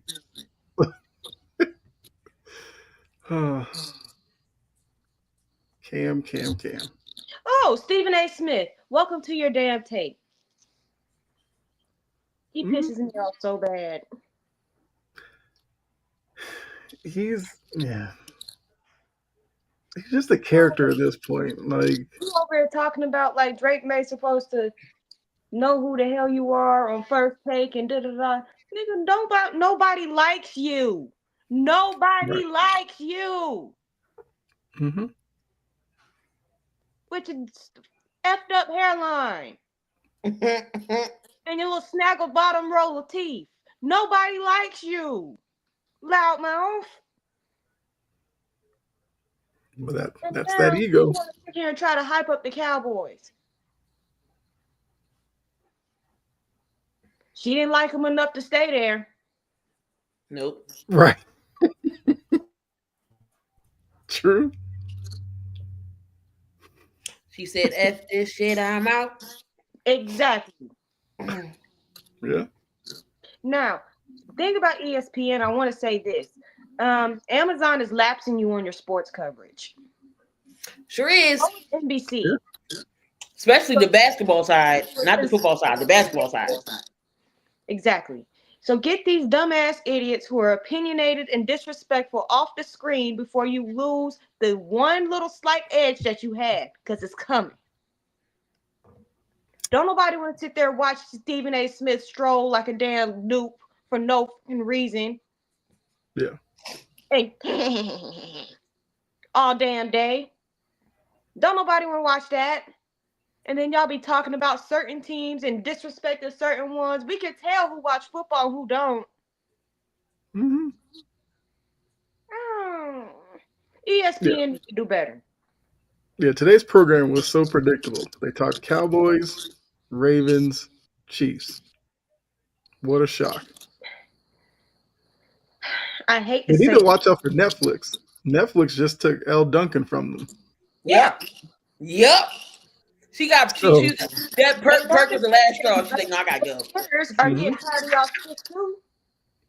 and Netflix said she's going to be a prominent person over there. Hell yeah, El Duncan was damn. I'm gonna miss her. Damn, I miss her during college basketball season with the girls. Yeah. Damn. What they gonna add in there with her and Chiney and Drea Carter? There goes the brick. Sorry. That is rumored that college football is That going would to be have a dope red zone. though. They got a lot of games. They could do it. Yeah. That's the rumor that's like, it's in the works. Also, another thing that Amazon has, like they have the different, like I know for football they have different ways you can watch the game. Like I guess like the Madden views. But I thought about like if you the type to do like play by plays with basketball, they have it to where they have their names over the top like 2K. So it's kind of dope. So you can get everybody's name right. Mm-hmm. Yep. And you got ESPN trying to charge you out the ass for every damn thing. And then the stuff that they talk about really is just the same shit on a different day. Same crap, different ass. And then they thinking they wording it right. Thinking they wording it different, like we ain't gonna know. Yep. You know, It's a broken record. I'm tired of hearing about Dallas. I'm tired of hearing about the Lakers. Leave my damn Lakers alone. I don't want to hear about the Ravens every goddamn day. Let that bird die. Um, Yeah. can we talk about things that are actually worthwhile talking about? Like why the Clippers are so damn bad? On what the hell is going on in Atlanta? We should be talking about these things, not just sitting around riding Dallas and Dak for half an hour. Yeah. And the thing is, like, you'd be fine with it if it was just first take. But you gotta No, do it's it. Get every up. show. The They Get Up start does the same thing. somewhere. The other thing is, Get Up throws the Jets in there because Greeny's a Jets fan. But Get Up does the same thing. Then it's first take. I mean, Rich Eisen is a little different. I'm fine with that, but yeah, it's they need to change it. I hope they realize that the stranglehold they used to have on sports, they do not have anymore. Because they got greedy and let Stephen A. Smith change the whole landscape. Hmm. Yep.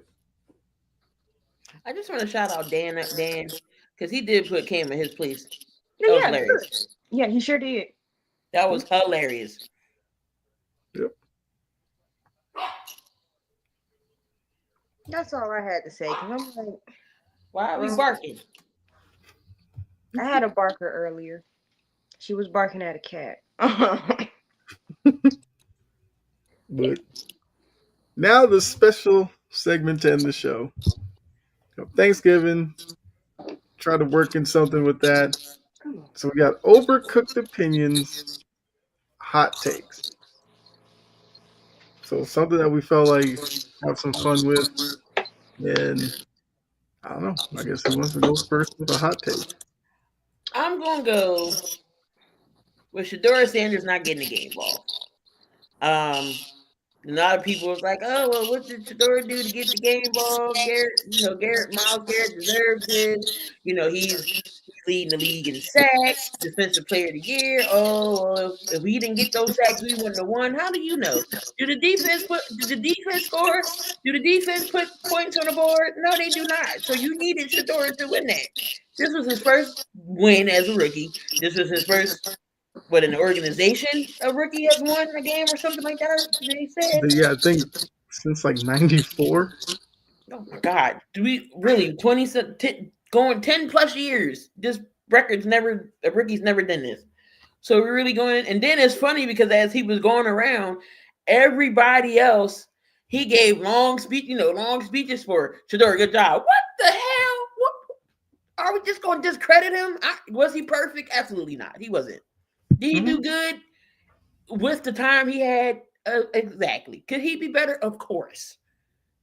But I'm not going to crucify him if he actually won the game. Of course he's going to have mistakes. He's still learning. But we know he's capable of them in Colorado.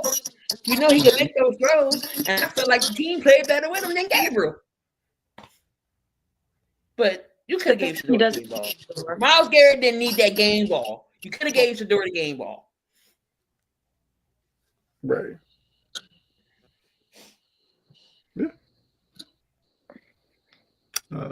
I guess. Stefanski Jordan doesn't got like Shador. Hmm?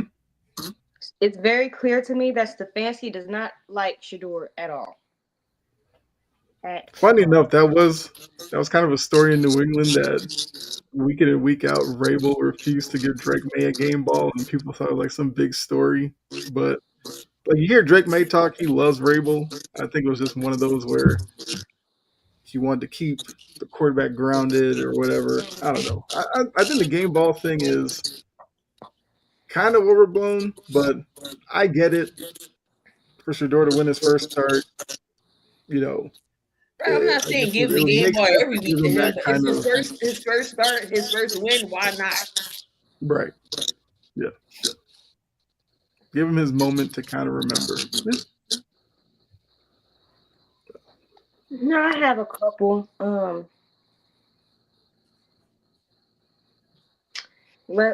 Here's one of my hot takes, and I'm there.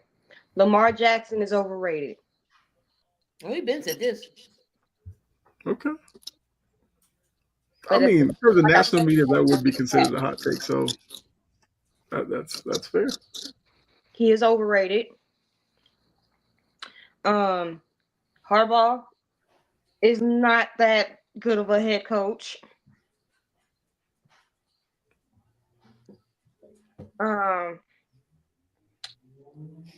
I'm getting tired of the whole Josh Allen discourse when it comes to Lamar. Man, like I don't want to see that. Um,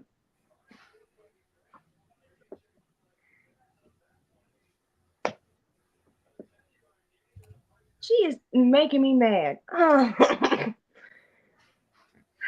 If you know what this damn fish done went through, this little toy fish over here done went through, and she is just wearing it out, and it's a distraction. I'm tired of the Lamar versus Josh Allen and the Lamar versus Patrick Mahomes discourse. First of all, Lamar versus Patrick shouldn't even be a damn Yeah. competition at this point. I really wish that people would stop touting that team to be the next greatest thing since sliced bread until they actually do something. Yeah. Is a good quarterback. I still think the Colts are about to start turning into pumpkins. And I think Stefanski is on his last leg as the Cleveland Browns head coach.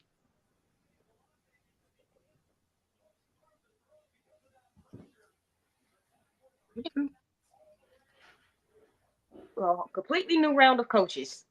The Mhm. entire damn division.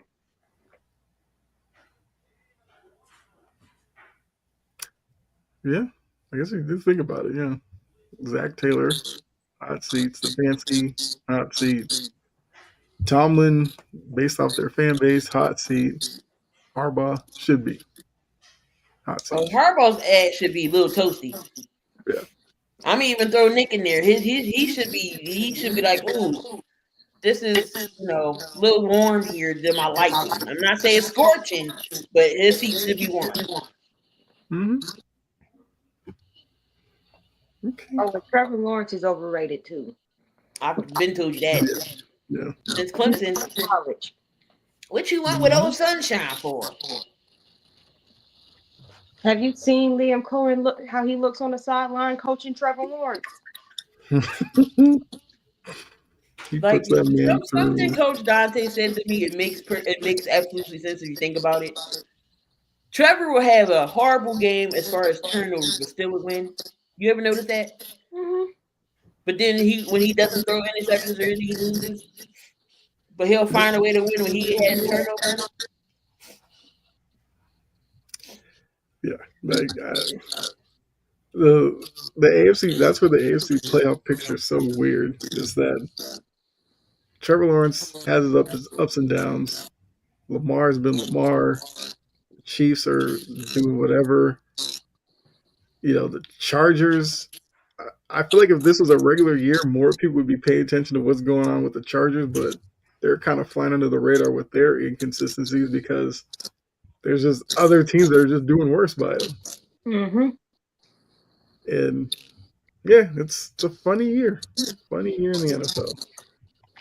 Funny year, but the Raiders still stink. Yeah. I mean, there's certain things that just are what they are. And so do the Jets. Yep. I wanted to root for Justin Fields, but it is a mess in New York. I will say my take is kind of going a step further from yours, Jory. One, I think the AFC North is the most disappointing division in the NFL. That's one. But the second one, I think the Bengals are the most dangerous team in that division, and they may not even make the playoffs. which tells you all you need to know about that division as currently stated. Like, I don't care if the Steelers get in or not. I don't see them doing anything with Aaron Rodgers. We've talked about Lamar and the Ravens to death. Like the and look, this is kind of my thing for a couple of years. If the Ravens ever did make the Super Bowl, it'd be one of those fluky years where some team probably knocks off the Chiefs for them, and then some team probably knocks out the Bills, and they get a matchup against a young, inexperienced team, and that's how they break through. And that's kind of what this year could have been for them, but they're sitting here playing down to everybody else, and they may miss out on their opportunity as well. But the Bengals with the defense playing as they are right now, and because Joe Burrow, yes, Joe Burrow is the best quarterback in that division, not Lamar, which can we also take Lamar out of that guaranteed top group whenever we do quarterback lists and everybody goes, oh, the big three of Mahomes, Burrow, well, big four, Mahomes, Burrow, Allen, Jackson.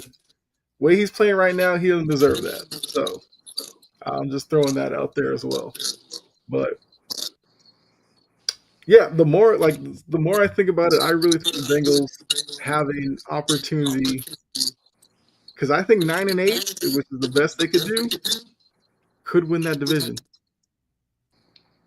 I mean, the Ravens have easy games coming up, but we've seen them struggle with the Vikings. We saw them struggle with. Didn't they struggle with the Raiders for a little bit? Like they have struggled with bad teams, and they can't beat good teams. So no guarantees there. And but they going to the playoffs though. Y'all ain't going to no damn Super Bowl. Y'all going to the first round and just get absolutely wet. And I don't understand why Ravens fans wouldn't be upset by that. But they would act like, oh, we made the playoffs. It was a bad year. They'll be back. What we're seeing, but it's like what we're seeing is that a lot of mobile quarterbacks have. If you take their mobility away, do they have the arm talent to make up for it? What are we seeing? I don't think Lamar has it. Now, if he's overcompensating for the hamstring and thinking about it too much, well, that's on him. He needs to figure that out. But he looks like an average quarterback right now.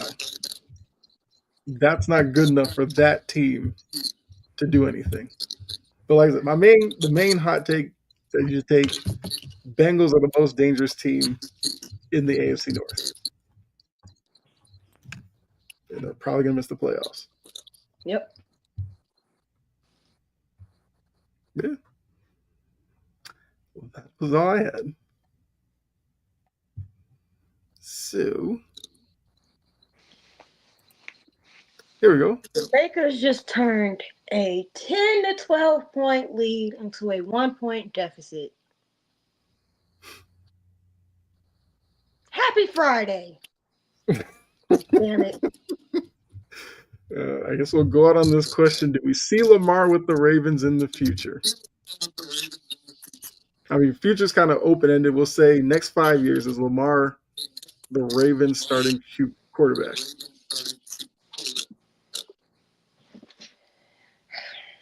They keep going to the playoffs, yes.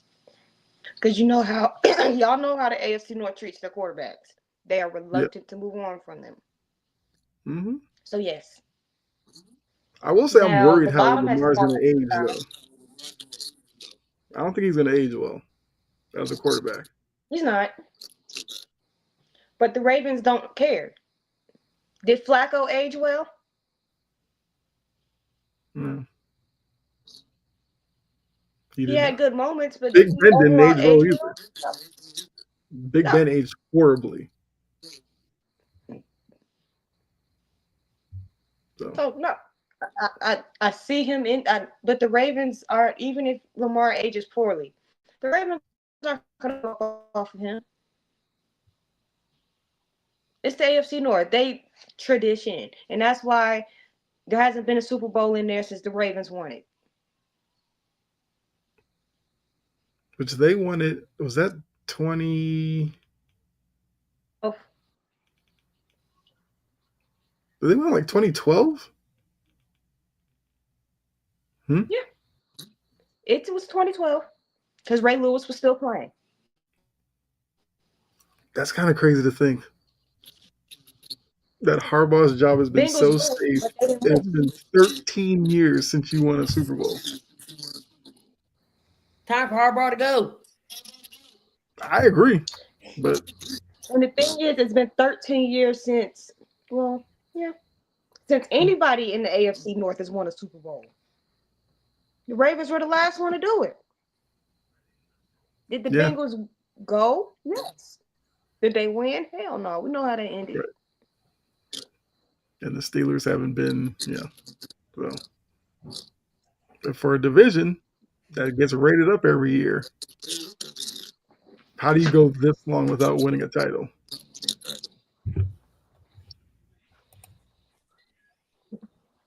I don't know if they don't make the playoffs. There, yeah, that's crazy. 13 years ago, but I mean that's all we have for you. Guess anything want to add before we get out of here? Mm-mm. Y'all, I'm getting my laptop set up, so look for some new material for me. No problem, Sergeant. Appreciate you tuning in. So I can Uh, finish watching the Lakers kiss me. I gotta clean up dog toys. Because they all over the place. yeah. Exactly. Okay. I mean, it's until next week, where we'll have more to talk about. Trust me, I'm paying attention to the WNBA negotiations thing. Feel like it's never going to happen at this point. I don't know what's going on.